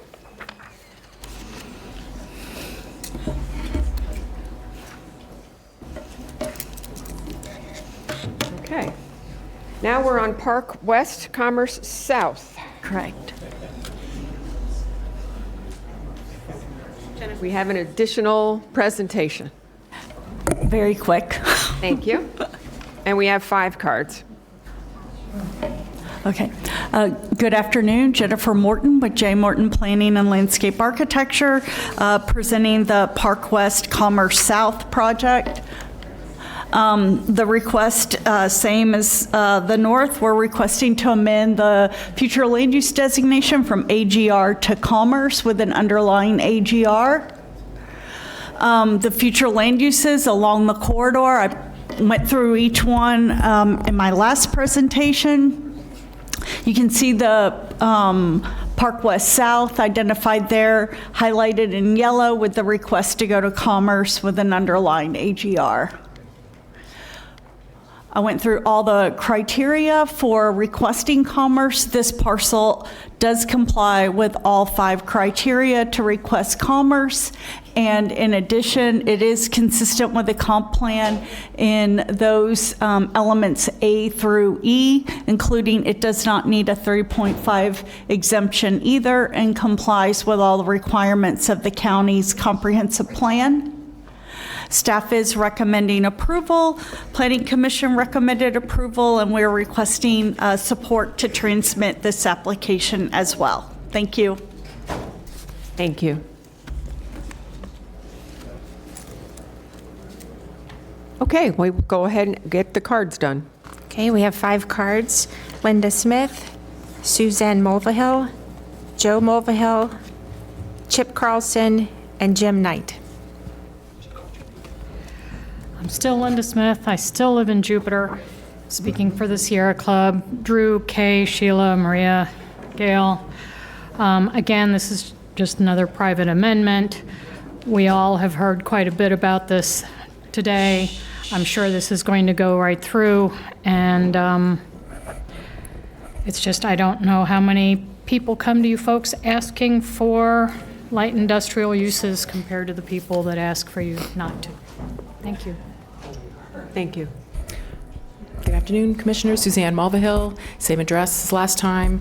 There's a few more points I want to make. Was also on March 15th, 2005, the prior commission passed the water force main that required the people along Atlantic Avenue and part of 441 to pay a water assessment, Mr. O'Keen included, my children included, for 20 years. We paid for a water line, and I can send you a clip that my daughter did 9 years ago showing that the board, Aronson, Mazzalotti, approved for the residents along Atlantic Ave with the promise of future development in 2005. So I will send all of you that because there's many new commissioners that may not be aware of that. And also I think it's important to remember this is again about doing the right thing. This isn't a chip. You know, we talk about the chips and the slices. This is the 3% that's remaining. The people who have property rights, the people who didn't sell their development rights. That's what this is. This is 10 acres out of 22,000. I think one of the biggest myths about the agricultural reserve that got perpetuated over the last 15 years is that the public owns the entire agricultural reserve, which couldn't be further from the truth, because 10% of that 22,000 is owned by the public. The rest has been people like my brother, my children, who had to deal with the neighborhood next door filing complaints because we had cows on our property, which was permitted, but then once the development started. So it has been difficult for these legacy farmers, my brother included, I'm not sure why he's going to buy another farm and doing it again. I think he needs to join that Sarah group that's just because he's a committed farmer in the Ag Reserve. Thank you very much. Please approve it. Hi, Joe Mulvihill. You know where I live. I'm just here to say please support this project. I'm looking forward to seeing it. Thank you.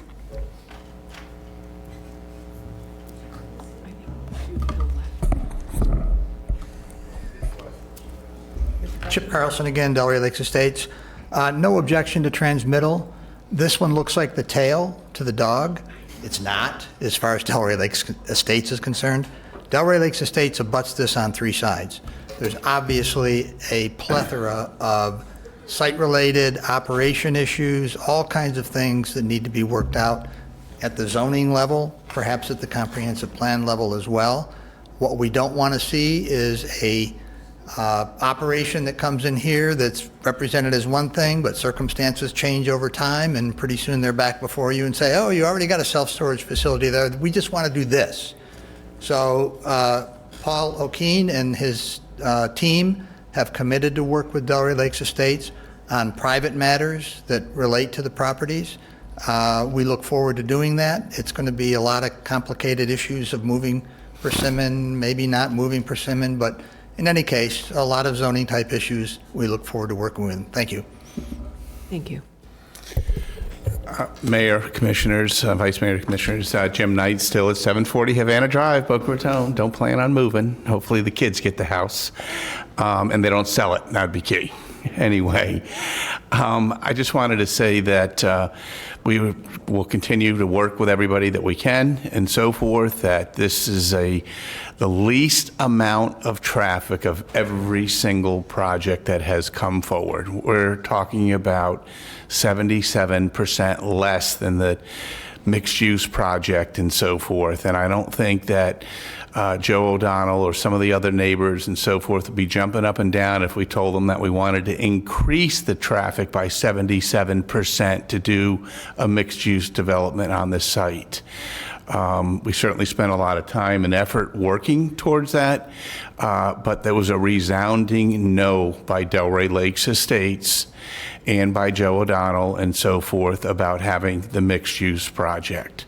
So I just don't want anybody to think that, yeah, if it, it changes this way or that way a little bit, that they're going to change and jump up and down and say, yeah, put 3 times the amount of traffic basically out here.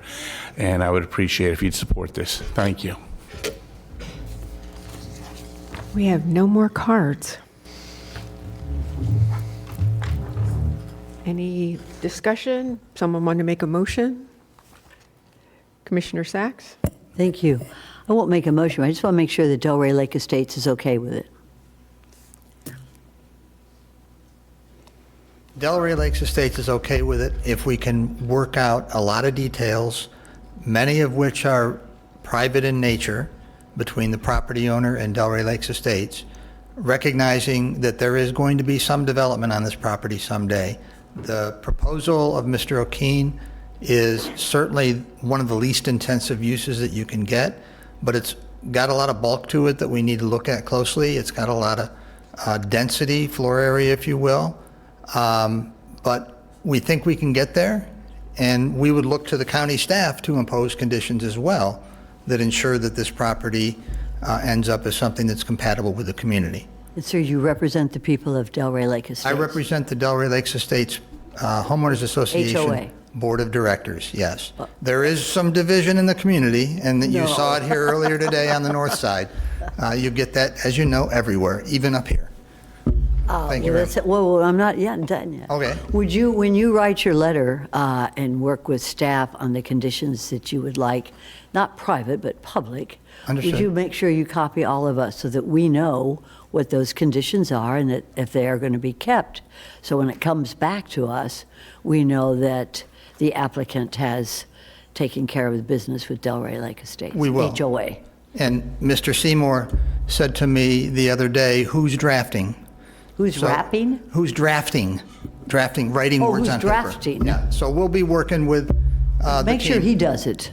Okay, that sounds good. Make sure he No. does. That's all I got to say. As long as he does it, that's cool. And has your name on it. Thank you, sir. I appreciate it. Thank you very much. Thank you. Thank you all. Would someone like to make a motion? I'll make the motion, if it's okay. That'd be Make great. a motion that we approve the application for, We transmit. yep, I transmit that to, let me see, Park West, South. So you'd like to make a motion to transmit the Park West Commerce South FLUA amendment? I couldn't have said it better. Perfect. Thank you. And I have a second from, actually, Commissioner Flores waved his finger in support. Okay. All right. So, all those in favor? All those opposed? See that that motion carries 6-0. Thank you all. The next item has been postponed. So we are now moving on to 6A1, Lariana Plaza MUPD initiation.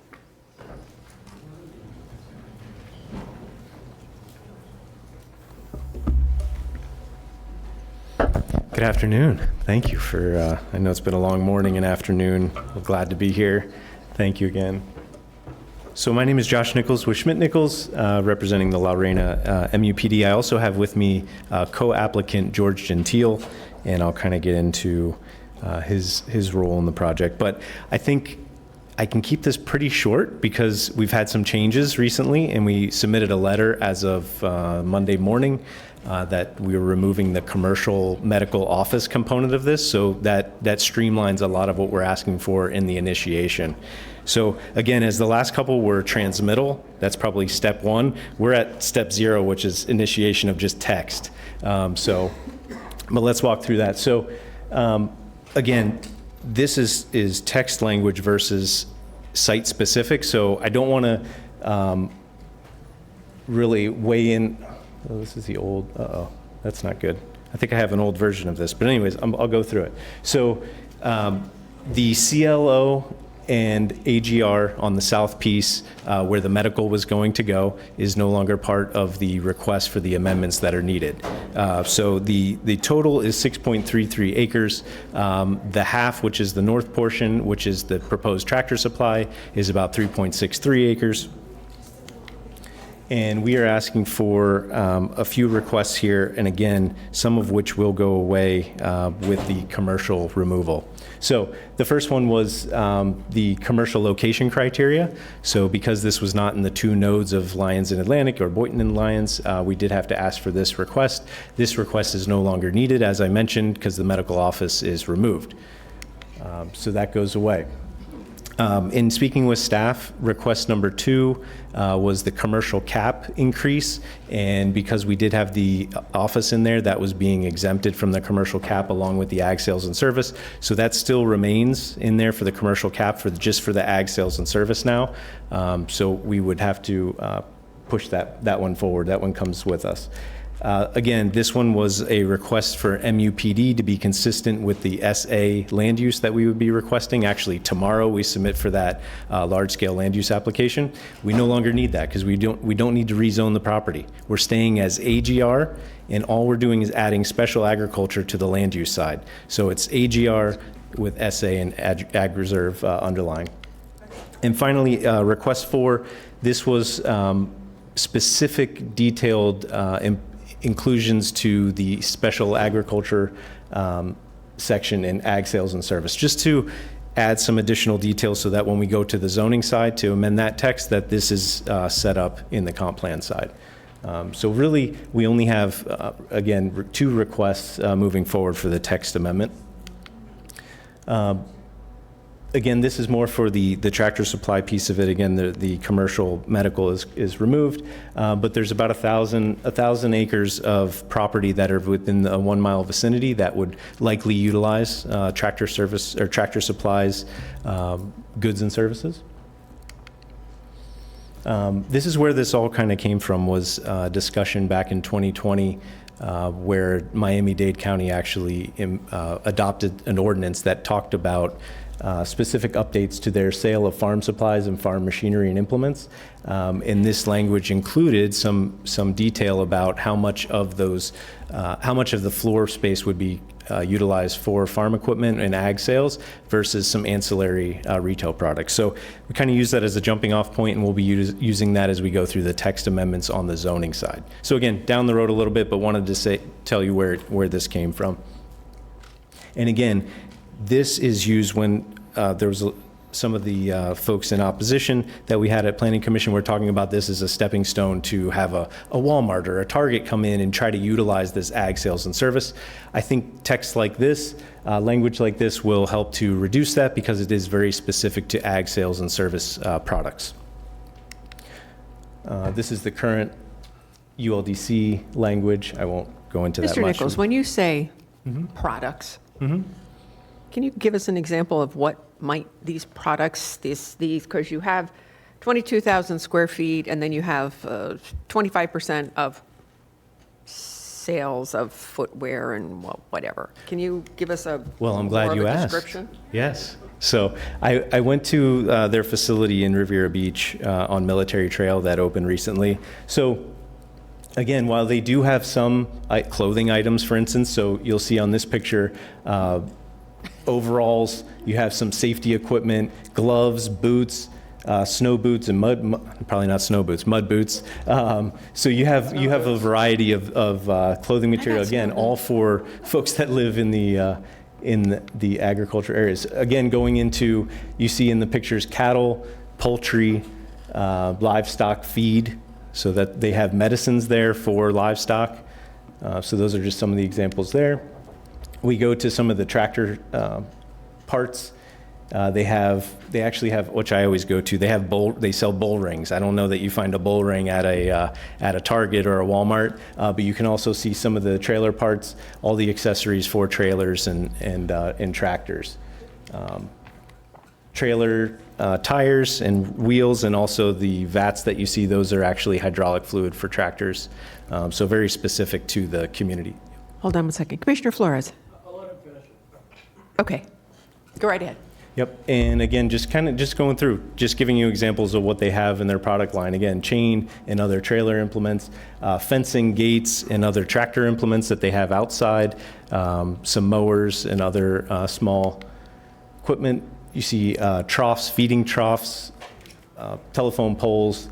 They also have it's cracked corn. They also have some other fence posting, other farm implements, and chicken coops and chicken feed, and they also sell egg incubators. So egg incubators. Yep. So very specific to again the needs of the ag reserve folks. So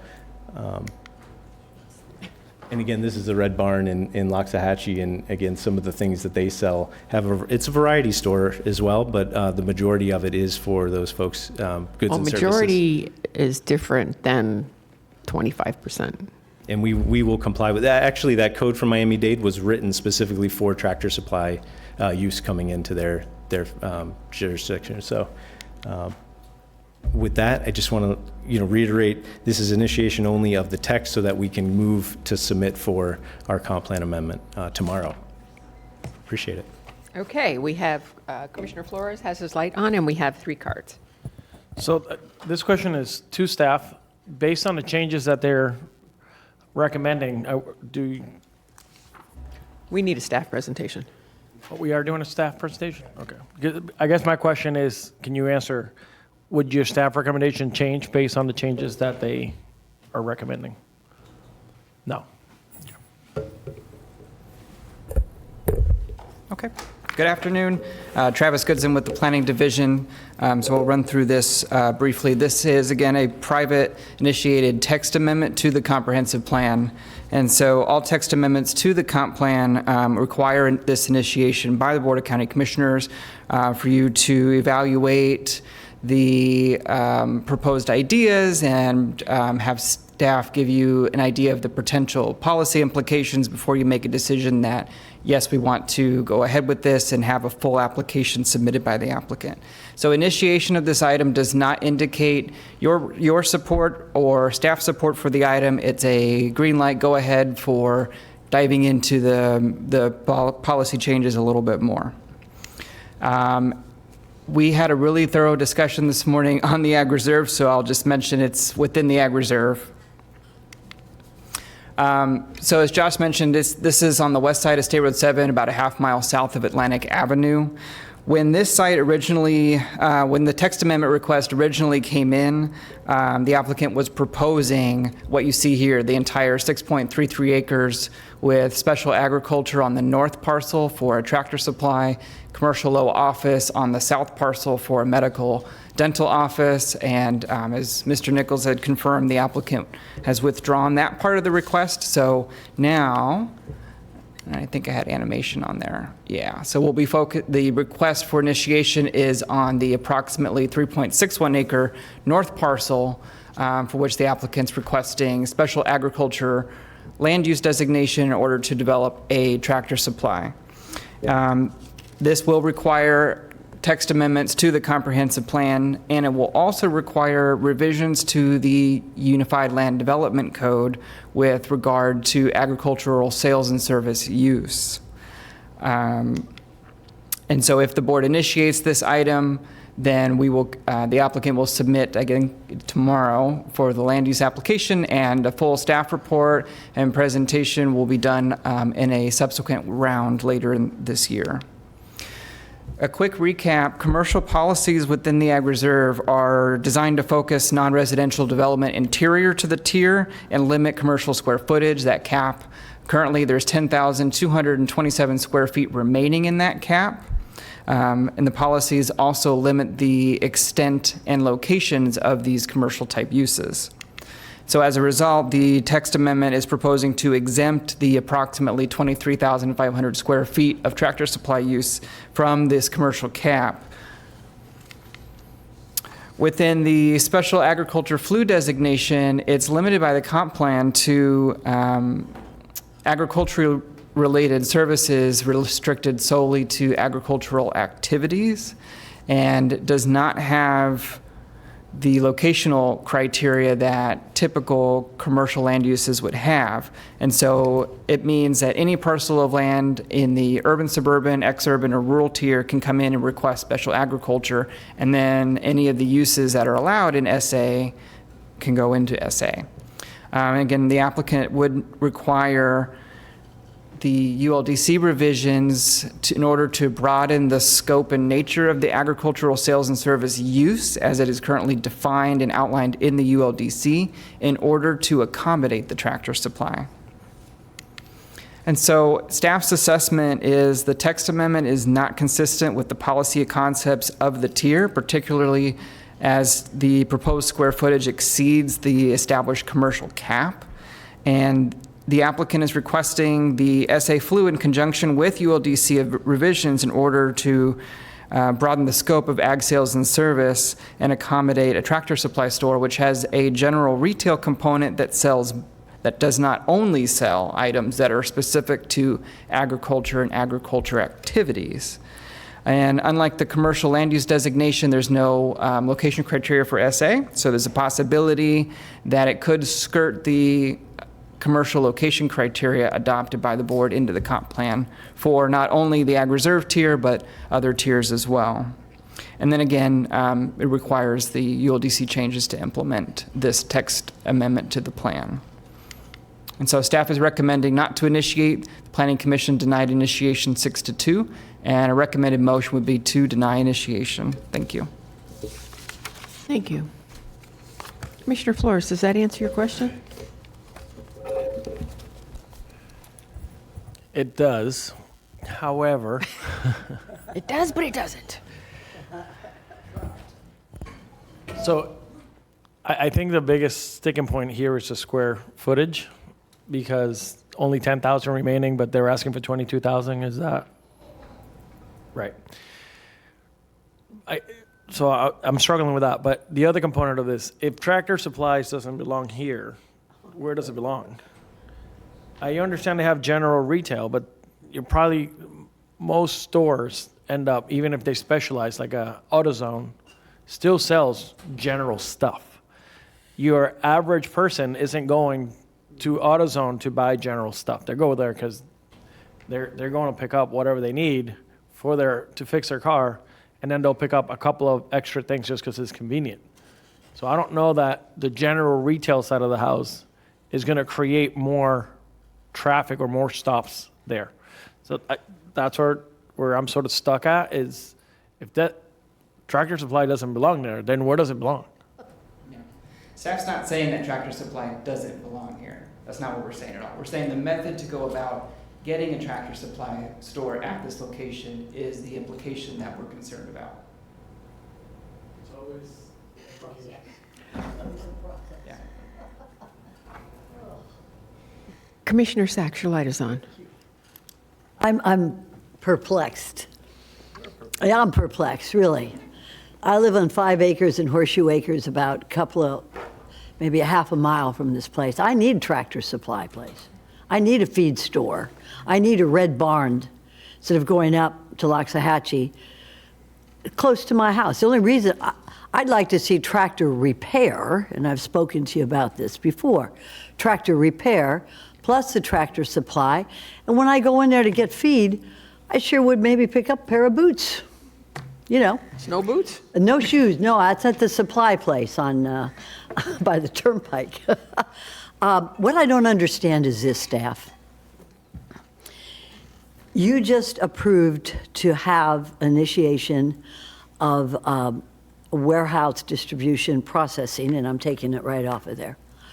And yet I didn't hear anything about any fruits or vegetables that were going to be processed there, or that were going to be refrigerated there, or is going to be distributed there.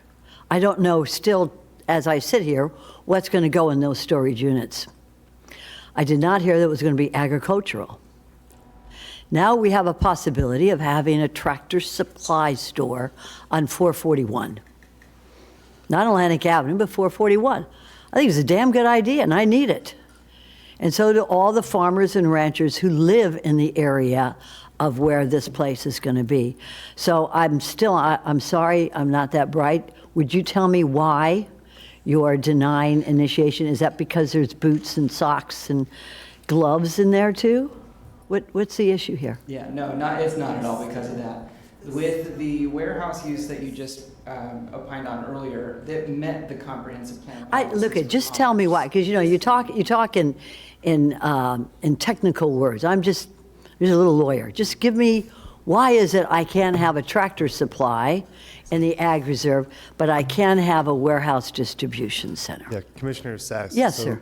It's Thank mainly you. because of the snow boots. The snow boots, I knew it. I knew it.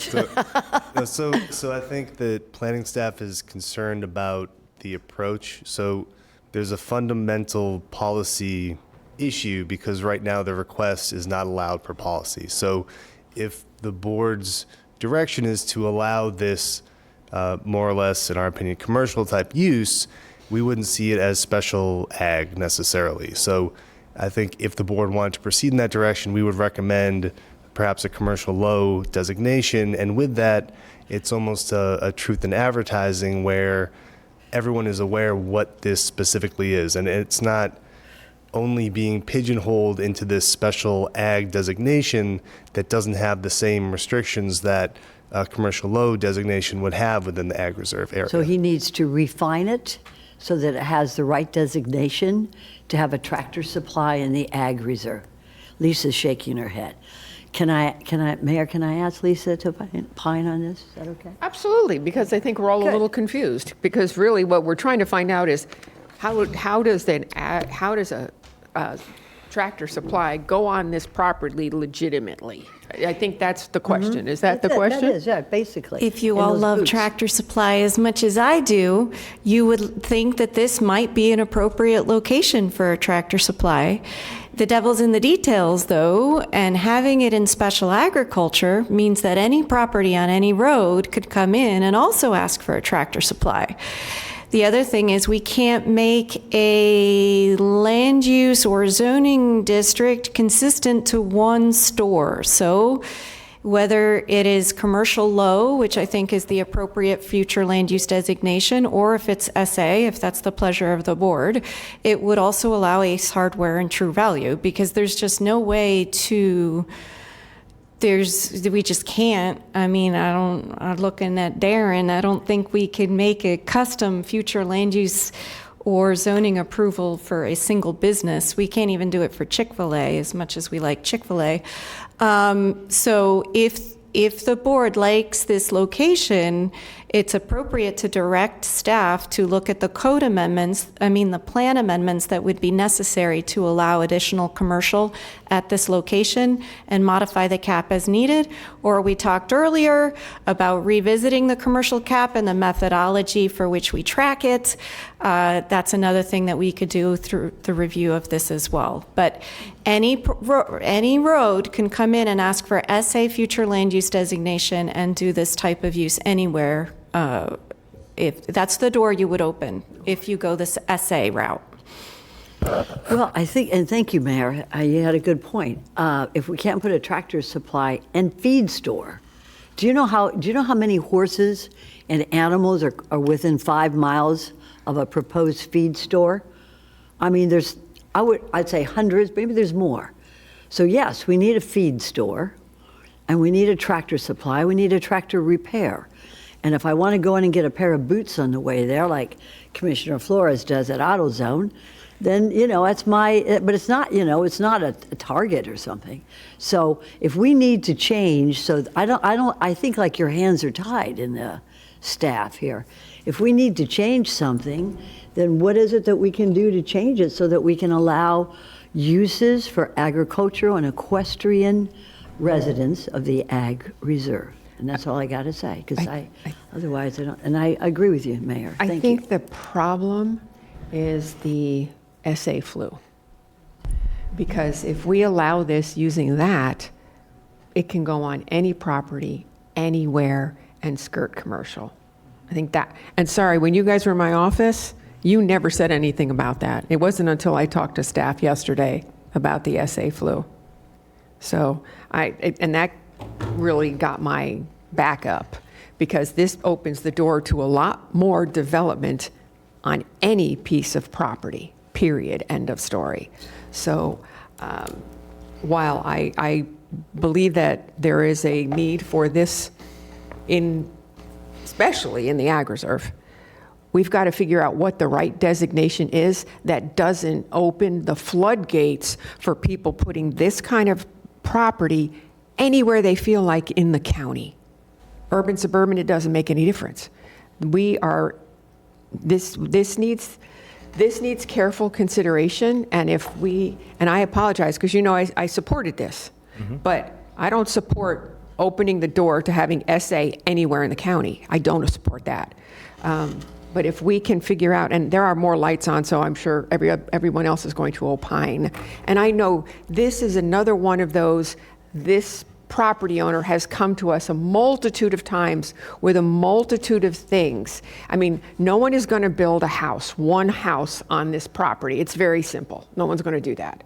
So there has to be some allowable use on this property and the correct designation for that property.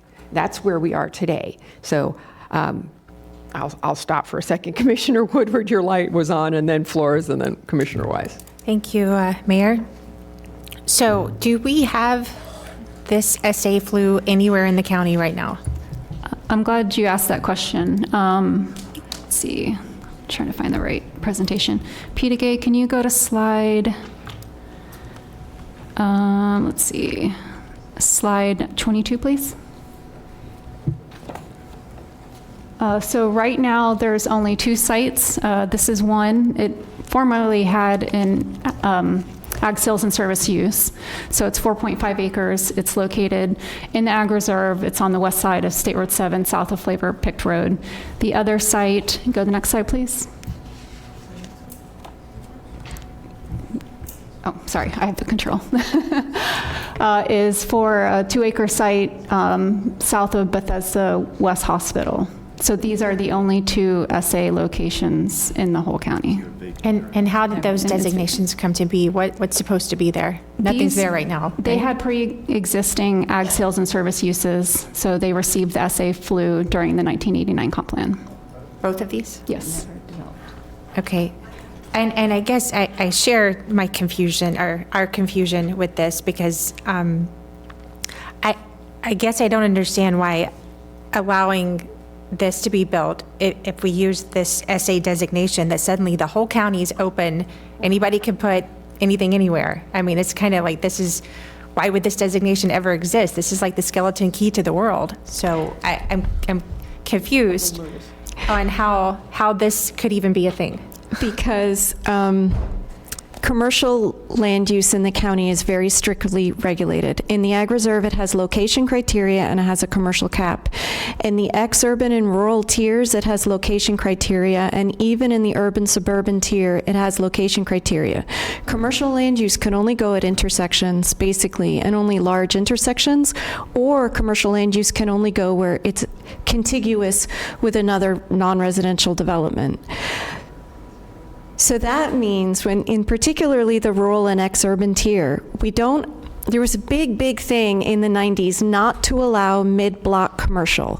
That's what started kind of like, so much emphasis in the county has gone into citing commercial land uses because, in the 50s, there was strip commercial development where like all of Dixie Highway all the way from Miami-Dade to Vero is commercial. So we've got these commercial policies that say you can only do commercial at these finite locations.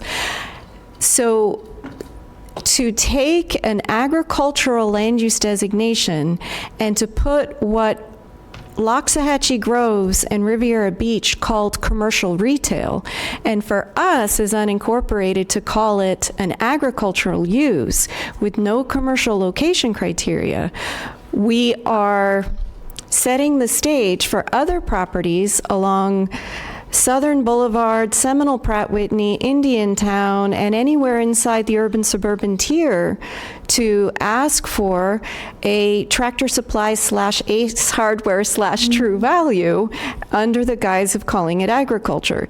If the board really loves this and wants to consider an agricultural use, it's not something that has a property appraiser ag classification, but maybe develop location criteria where it would be appropriate. Now, in this particular location, is it adjacent to industrial?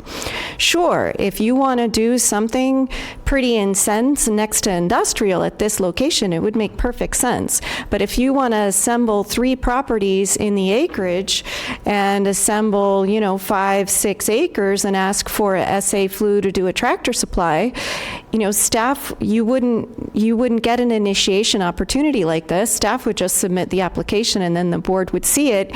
You wouldn't see it till the transmittal hearing.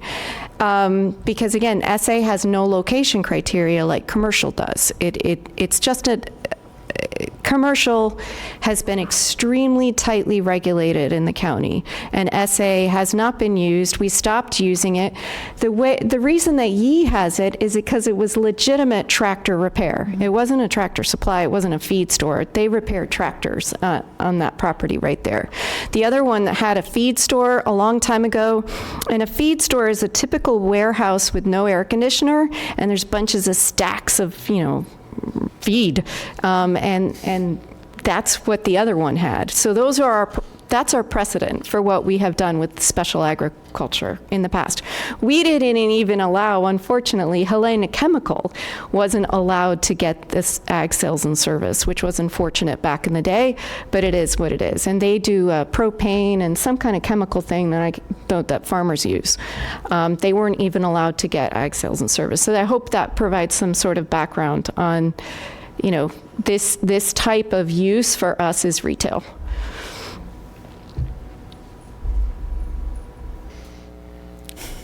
I know. This is a tough one. Commissioner Flores. All right, here we go.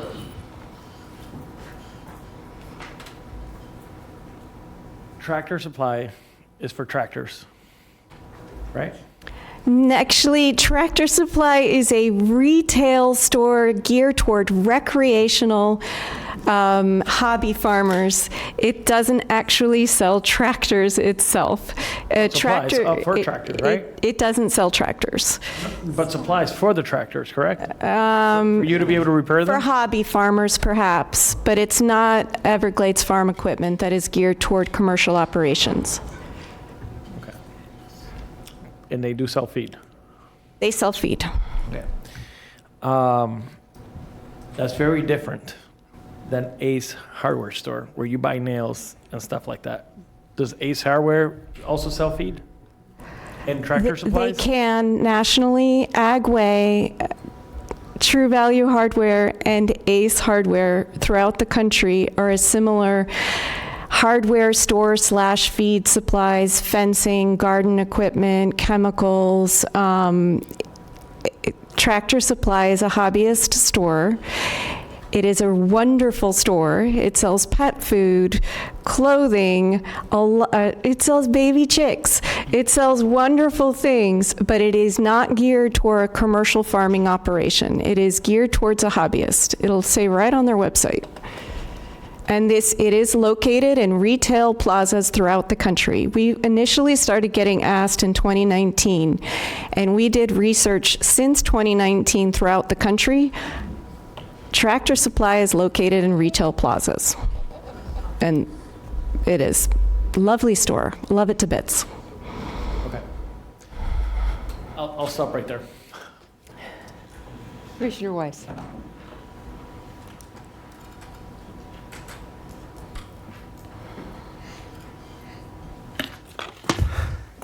I'm flummoxed. Flummoxed. He's flummoxed. I mean, you can't go to Target and get coveralls. You have to go to a Tractor Supply. So.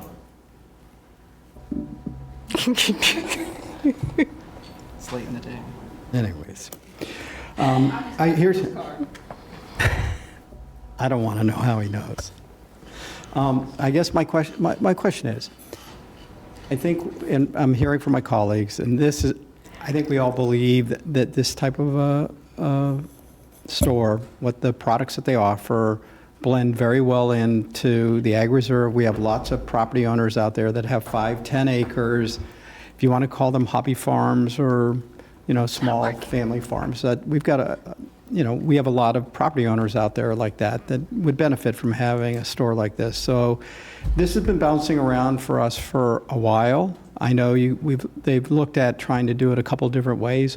My question to you today really is just, how do we get this thing done? How do we get it done quickly? I'd like to see, we're all here today. Can we just figure out a way to get this done and move this thing on so that we can just put this in the rearview mirror? Yeah, so our recommendation would be that commercial low land use designation, requiring text amendments to the plan to address the commercial cap and location criteria. As it relates to commercial cap, we have, although we have granted the commercial cap, we have not, it hasn't been built. It doesn't seem right that we have to raise it because many of these things are just, it's never going to happen in our lifetime or in the lifetime of our children, their children. I think your direction, this is just initiation.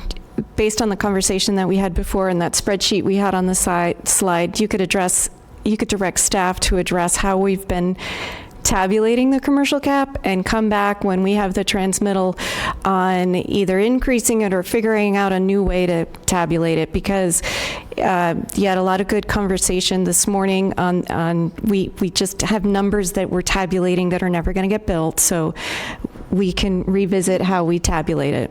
Okay, so I'd like to give that direction. I'd like to give direction to whatever we can do to just get this moved, and you know, it would be beneficial to the folks that live out there and in the surrounding areas as well. Commissioner Powell. Thank you, Madam Mayor. My question is for Mr. Nichols. Is that okay? Thank you. Mr. Nichols, are you averse to considering commercial low?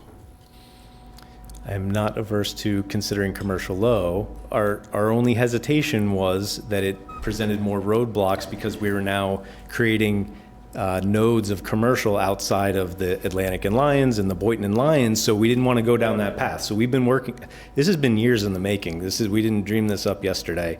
So we've been going down a path, getting advice, going with, working with staff very closely. I think Tractor Supply has been looking all down this corridor, trying to find a spot. We're happy to go with whichever way it needs to happen. So if that's our avenue, absolutely. Thank you. And as a follow-up, as a planner, I know staff has done a lot of research on this particular project. I know you've done a lot of research on this project. I respect staff's outlook, and I think it's well-intentioned to observe that. And this is what we do. As planners, you have to do a lot of research and finding out information and digging and seeing how other municipalities and other areas consider certain uses. And in this case, the idea of Tractor Supply and what it is on its face, we've had the conversation that it sounds, it's Tractor Supply, right? But when you look at all of these different uses, it would be identified as a retail use because of what is the business that takes place there. So if you are amenable to that, that would be the use of commercial load would be something that I would be more likely to support. Not to say I won't support the text amendment. I'm not saying yes or no, but I think I'm more amenable to what staff has done the research, looked into, and in terms of moving forward and making us more comfortable with what we can live with here in Palm Beach County. It kind of makes more sense because they deal with this on a daily basis. So that's my input. Thank you. Thank you. Commissioner Woodward. Thank you, Mayor. Just a reminder, we do have 3 cards, but I did have a question. If we were to take your recommendation to change this to commercial low and all the steps that would have to happen in regards to the 75% that Miami-Dade did, where it was 75% of this sales and 25% general retail, would that be a part of this condition? Or? So that wouldn't be necessary then, because that was part of the code amendments that the applicant was proposing for ag sales and service under the special ag future land use designation. Okay. That could be another unintended consequence, though, of going commercial low, is if it's considered retail, it could be anything. Well, that's why I was can we put that condition on this? This would require location criteria to the commercial location in the ag reserve. So I don't see why language couldn't be drafted in the commercial location criteria to limit it to ag-centric uses or that type of thing, and prohibit drive-through. You're going to want to prohibit gas station. You know, the challenge with commercial low is that commercial low is, you don't want it everything.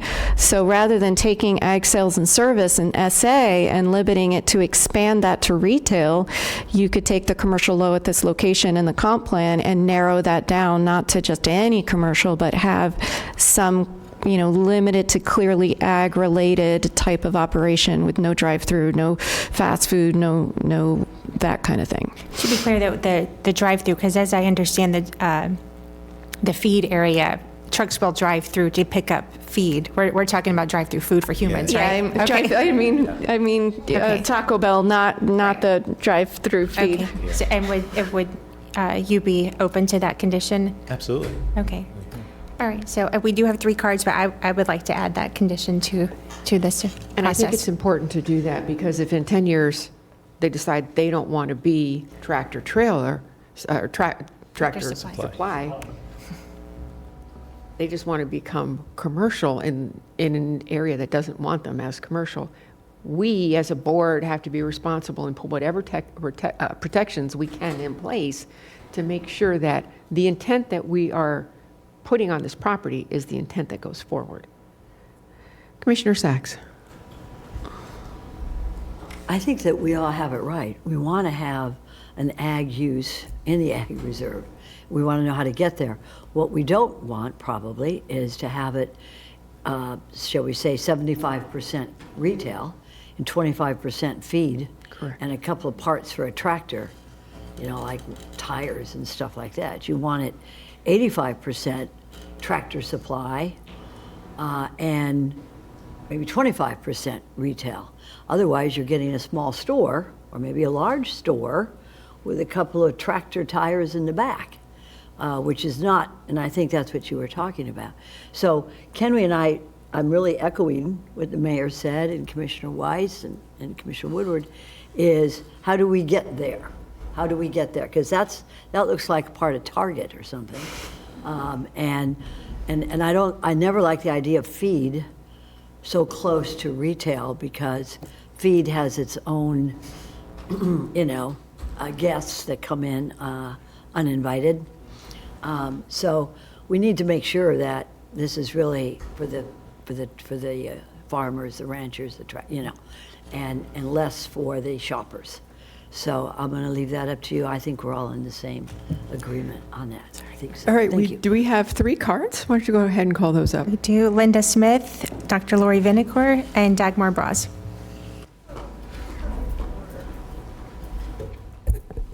I don't know why I'm first all the time.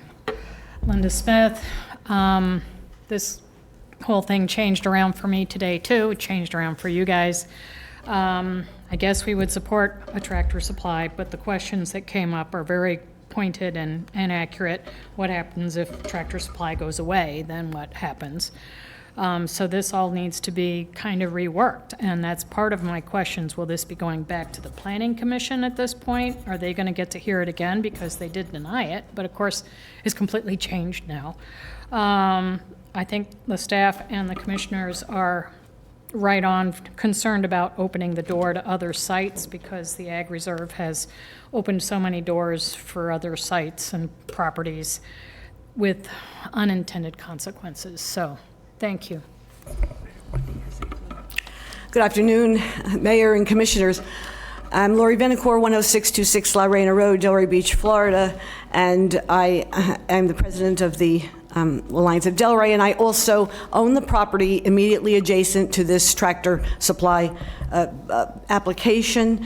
Tractor Supply, which sells rocking chairs, gas grills, metal and wood patio benches, home decor and furniture, sporting goods, and it even has a holiday shop.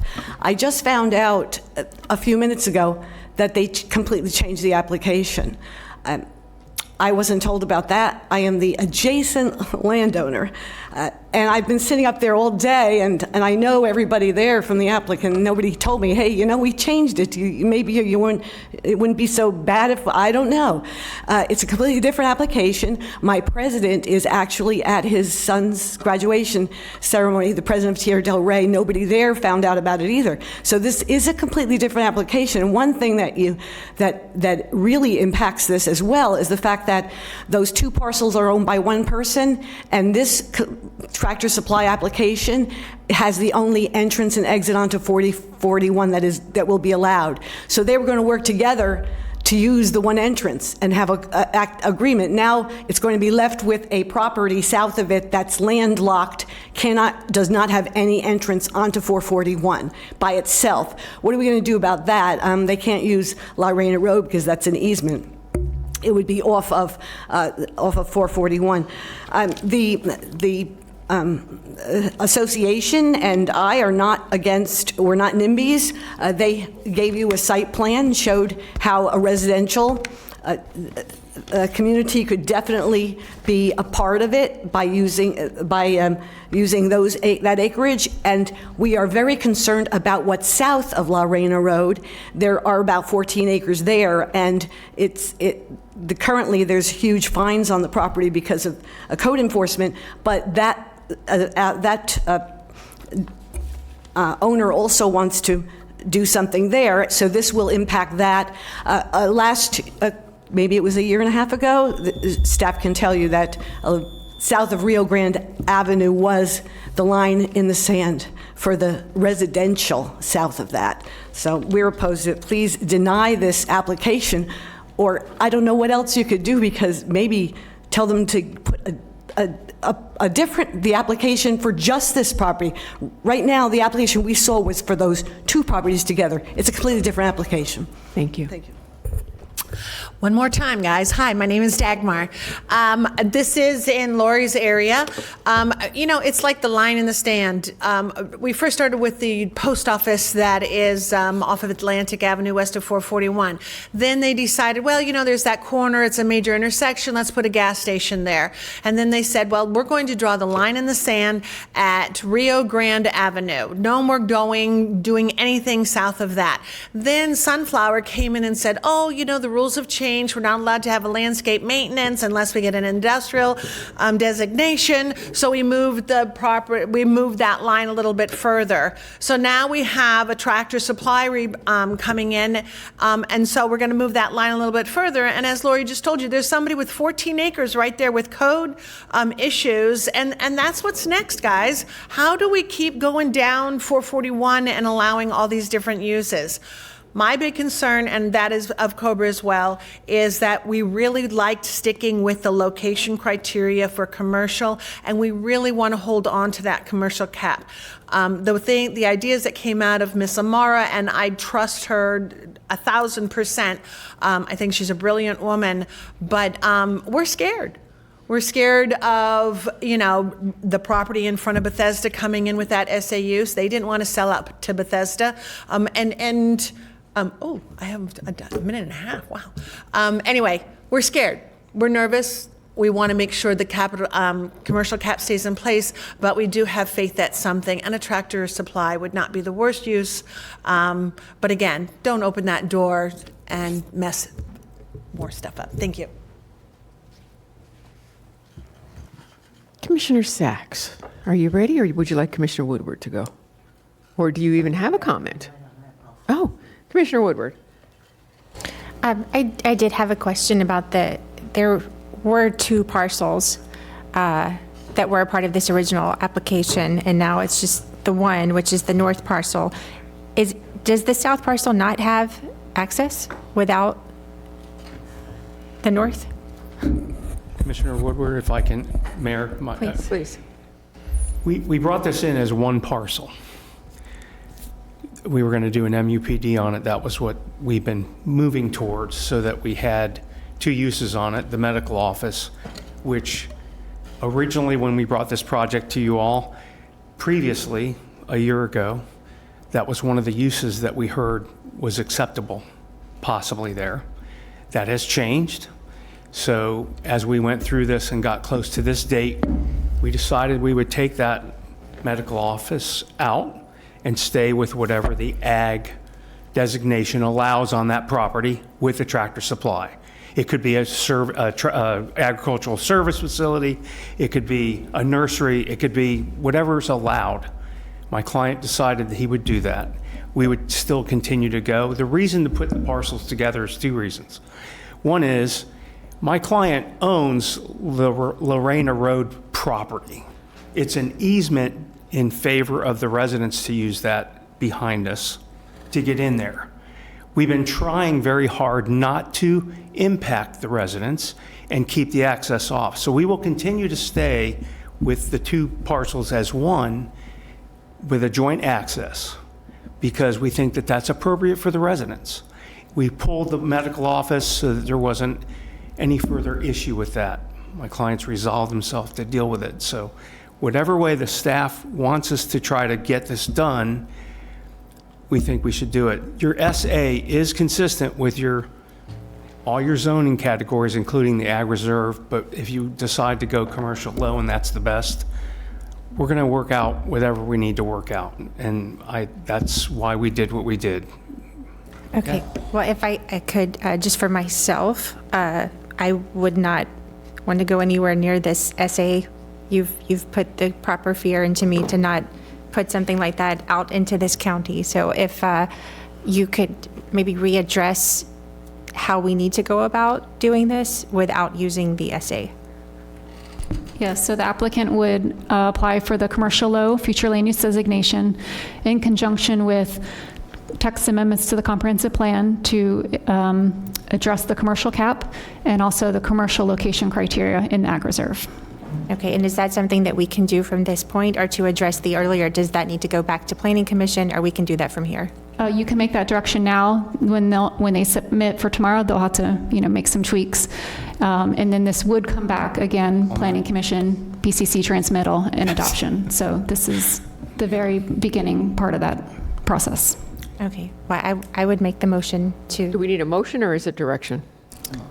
So I think it would be a motion to initiate with utilizing that commercial low designation and necessary comp plan text amendments. Yes, what she said. And let's not forget about the conditions that were outlined previously. Oh, yes, with the 75%, and remind me the other. No drive-through. Yeah, no drive-through. No Chick-fil-A. No problem. Okay. No problem. Yeah, but overalls. But you can't have overalls and snow boots. Can we have snow boots? And snow boots. I'll buy those. Do you understand what we're doing here today? Yes, we do. We are going to be working all night to get the application in the morning. Small tweaks. But we did already have the commercial low language because the medical office was being done under commercial low. So we just need to tweak that with conditions and deal with, and we'll work with staff. Yep. We appreciate you initiating so that we can get going on this.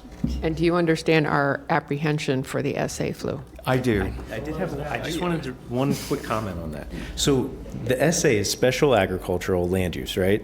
The only consistent zonings are AR, which is agricultural residential, ag reserve, and ag production. Those are the only three. So I don't know if having that allowed in areas that would make sense for special agriculture is a bad thing, that those three zonings are very consistent with where the SA would go. It's not like it would pop up in the middle of, a Belvedere and Jog, right? So I'm not sure that because we've been going along this path with the SA that we would be agricultural sales and service, or agricultural. So I'm not understanding, because I don't know what we would be hurting by AR, AGR, and AP out there as a consistent zoning. I'm happy to change, but I don't know what we're opening. Madam Mayor? Listen to our planner. Commissioner Powell. I got a question, though, because I think we're a little bit stuck on, you would consider it agriculture sales and service, and this is what would be under revised policy 1.5N. And the discrepancy is, while you're considering it agriculture sales and service, and maybe I'm wrong, staff, the interpretation would not be that this would be considered agriculture sales and service, it would be considered retail. So being that this particular use would be considered retail, you would have and just, y'all let me know if I'm wrong, right? you would change the text to allow agriculture sales and service, and then the interpretation from staff would then be determined that you're looking at general retail, which would mean that we've changed the text to allow you to do something that you can't particularly do. Am I wrong? We just felt that we fit under this is the definition in the ULDC for ag sales and service. So an establishment primarily engaged in the sale or rental of farm tools, small implements, and farming equipment such as pickers and mowers, sale of livestock, feed, grain, tack, riding attire, animal care products, farm supplies, and the like. I feel like we fit into that very closely. That's why we've been going down And that the path. zoning director does not feel that you fit into that, and neither did John McGillis in 2019 when Joni Brinkman tried to use this for Tractor Supply. Take the win, Josh. I just want to make sure that we don't hurt anything moving forward with the CL. So if everyone's good. So my thought process would be you would, and this is what would happen, right? And tell me if I'm wrong again. So you would change the text for an amendment. Mm-hmm. Now you would have to get an interpretation from the zoning director through a zoning confirmation letter, right? And it would, for your use. Am I wrong? Because I might be going down a whole nother. They were proposing ULDC amendments because this doesn't fit ag sales and service. So they were doing this text amendment to the plan and then a separate ULDC amendment, and it's just been very complicated trying to fit a retail store into agriculture. Even for Bednar's Farmers Market, that also have special language in the code to allow that farm market. And Tractor Supply is much more intense than Bednar's, and Bednar's has a whole page and a half to allow that ag marketplace. So, in staff's opinion, is retail, commercial low, with parameters narrowly crafted in the plan on what those uses are allowed is a better fit. We'll work with them on that. Yeah, that's. Thank you. I think, Mr. Nichols, the board wants to help and wants to work with you and understands where staff is coming from. So, I mean, I think it's I'm speaking for everybody, but I shouldn't be, but I believe it's the intent to figure out how to get there, because I think this is something that could be worked on. And so I believe that's where we're going. I want to thank staff for your input, and I want to thank you for being amenable and helpful and understanding. Thank you. Commissioner Flores. I was just going to repeat the great Commissioner Sachs. Be short, be brilliant. Be brief, be brilliant, and be gone. Be gone. And that's where you needed to be at 10 minutes ago. Take the win, Josh. Take the win. It's very seldom that this board agrees on anything. And we just did. So I would like to make the motion with all of the conditions that we move. Did we already make the motion? I'll second that motion then. And let's move this forward. Commissioner Sachs, your light is on. Anything you'd like to add? I'm just going to be gone. But I just want to say, y'all do a good job because you're following the code, the law. We got to change this, because if we have this much discussion over Tractor Supply, and we had all that discussion on a commercial, tractors, trailers, and a warehouse distribution, we got a problem here. So down the road, we need to take a look at this. That's what we discussed this morning on the Ag Reserve, because this doesn't make any sense. And I just want to make sure we got all good feed in there for horses as well as for chickens. All right. But I think we're all set. So I'm going to be gone. Thank you. Thank you, Mayor. Thank you. So we had a motion and a second. All in favor? Well, I just want to make sure, staff, you understand what the motion's requiring, and you've got all the details, right? Very clear. Thank you. Okay, perfect. Does the clerk understand the motion? Okay. So the clerk understands, the staff understands. All in favor? All opposed? See that motion carries 6-0. Thank you, staff. It's a heavy lift. Thank you. You understand? Good. Perfect. Thank you. Be brief, be brilliant, and be gone. Love that expression, Commissioner Sachs. Okay, we are now on to 6B1, which is a little bit of housekeeping. Yes, thank you, Madam Mayor and Commissioners. As you mentioned, this is a housekeeping item. This is required by Florida statutes. ensuring that the water supply facilities work plan by the Water Utility District is compliant and updated concurrently with the South Florida Water Management District Lower East Coast Water Supply Plan. So South Florida Water Management District adopted their plan on September 24th of last year. So we have until March 24th of 2026 to adopt and implement our plan within the comprehensive plan by reference. So Water Utility District is currently working on that with a consultant, so we're ahead of the game. And we are requesting that the board initiate that amendment at this time. Okay. So staff is looking for a motion to initiate the water supply facilities work plan text amendment. Okay, we have got a motion and a second. You got that? All in favor? All opposed? See that motion carries 6-0. We are now on to other planning items, which would be an amendment to declaration of restricted covenants, and staff is looking for a motion to approve and authorize the mayor to execute the waiver of right of first refusal and notice of pending foreclosure for Pine Ridge. This is in Commissioner Weiss's district. Any comments, Commissioner Weiss? Would you like a staff presentation?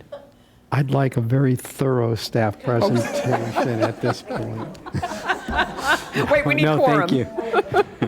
No, thank you. No, I would go ahead, if nobody minds, I will go ahead and make the motion to approve. We have a motion and a second. All in favor? All opposed? See that motion also carries 6-0. We're now on to the last bit of business. Any comments from the Assistant County Attorney? No. Planning. Just a quick update on the annexation. So there's no status on the feasibility study for the Boynton Beach annexation for the members of the public who wants to keep track of that. Thank you. Commissioner Flores. Okay, we're not there yet. Zoning. No comment. Executive Director. Just thank you to staff for all of the hard work that went into today. A lot of the behind-the-scenes stuff that you all appreciate so much, and we appreciate that you recognize that always, and thank you. Bye. Deputy County Administrator. No comment. It sounds like we don't have any board direction at the moment because we had plenty of direction today. Board direction, Commissioner Flores. Yes, I sent out a memo about the interim. I spoke to the county administrator today. She is looking for us to give her direction to put the interim names before us so that we can discuss at the workshop. So I'm asking for direction to give to the county administrator to present to us options so that we can discuss at the March 20th workshop. May, sorry, I said March. Yeah, March May is 20th. Yeah, yes. I'm sorry. I don't see any objection from any of our board members, so let that be noted for the record. Okay, commissioner comments. Commissioner Powell, why don't you go ahead and start? Thank you, Madam Mayor. I want to thank the board for bearing with me today. Of course, a very important day. Had to be at a graduation, so I want to thank y'all for, allowing me some grace there. Thank staff for your hard work and dedication to this process. It can be challenging at times. And I want to thank the individuals who came, both industry as well as the community. That's how this works. The number one goal of a planner is to serve the public interest. My nephew Desmond Morris graduated today from high school, which is a big deal. I'm super proud of him. I just want to make sure I make it known and noted that congratulations, you graduated, and now it's on to college and a job. I also want to recognize and just take a brief moment to, I don't want to say a moment of silence, but a moment of recognition for the loss of Bishop Harold Calvin Ray. His services will take place this weekend. He is the pastor of Redemptive Life in West Palm Beach, one of the larger churches here. And also former Senator Matt Meadows passed away, and his services will be this weekend as well. So please keep those people's families in your prayers. Thank you, Madam Mayor. Commissioner Weiss. Thank you, Mayor. I just want to thank our staff for their hard work, and I know, as was mentioned earlier, it is, a lot of it is done before it ever gets here. In fact, that's where most of the work is done, long before we ever see it. So thank you all, and really appreciate everybody's participation. Thank you. Commissioner Woodward. Thank you, Mayor. And I meant to do it last week, but last week was a long meeting. I wanted to wish all of our mothers happy Mother's Day this past weekend. Hopefully it was lovely for you. And my own mother, because she does watch this, to keep in touch. Happy Mother's Day to you. And I just wanted to thank everyone. If you know, the little Paul missioner, my little Fritz, has been very, very ill and had to have a blood transfusion over the weekend. But he looks like he's on the mend, hopefully. So any of you that did know, thanks for reaching out. And a couple of animal rescues that love him very much reached out too. So hopefully you'll see him back at some point soon. But yeah, love my little buddy there. So thanks. Commissioner Sachs. Is this the little dog that hangs out with you in your office? Yes. Wow. I'm sorry. I'm sorry. I'm just very pleased with some of the decisions that we made today. I think they were arrived at with good analysis by staff and good discussion and opinions, respecting everybody's opinion, and I feel very good about it. And my daughter is about to have a baby, so it's kind of exciting. So if I have to leave, but we got gas in the cars, you got to get everything ready. Just packed a little suitcase up, and it's exciting. So I wish everybody to be safe this week. Thank you. Thank you. Commissioner Flores. Yes, I don't know if you heard, Reverend Kevin Jones has been called to serve somewhere else outside of Florida. So he's actually moving. He's uprooting his life and going back to, I believe, South Carolina. But he's someone that has given a lot to this community, has given back, and has been a pillar in the community. I was hoping that we can recognize him perhaps at the March 20th, present him with Certificate of Appreciation. He has served on various boards throughout the years, but most recently the CJC board. So I just learned about this earlier. It was yesterday at the CJC board. So I guess I'm asking for permission to do a special presentation very briefly from this board at the workshop. At the May workshop, May 20th? Yeah, he's leaving May 31st. I think the board would be okay with making that exception. All right. Thank you. You're welcome. Anything else? That's it? I just want to say thank you. I think you've heard it from everyone, but today was a heavy lift, and thank you for sharing the history of the Ag Reserve again. The Ag Reserve is a heavy lift for all of us because there are only a few places in this county that there are opportunities for private development to really take place. I mean, when you look at the property up in the north end of the county, there's very few parcels of land that have any opportunity because it's mostly developed, even though part of it is also unincorporated in the north end.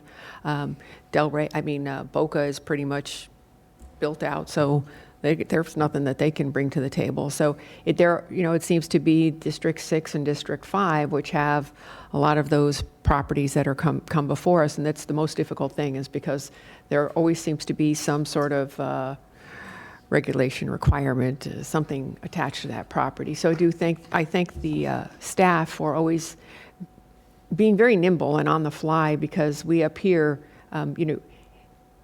it's hard to negotiate from here. We shouldn't really be negotiating from up here. It should have already been done. But sometimes, as just occurred, in order to satisfy a need for the community, but also not have unintended consequences, we do need to be flexible. So I appreciate staff being flexible with us. And I appreciate the board today for the lively discussion and for the fact that, we really do, no matter what, really do try to do the best that we can. So I appreciate that. And with that, I'll say good night, and we're adjourned. Thank you very much.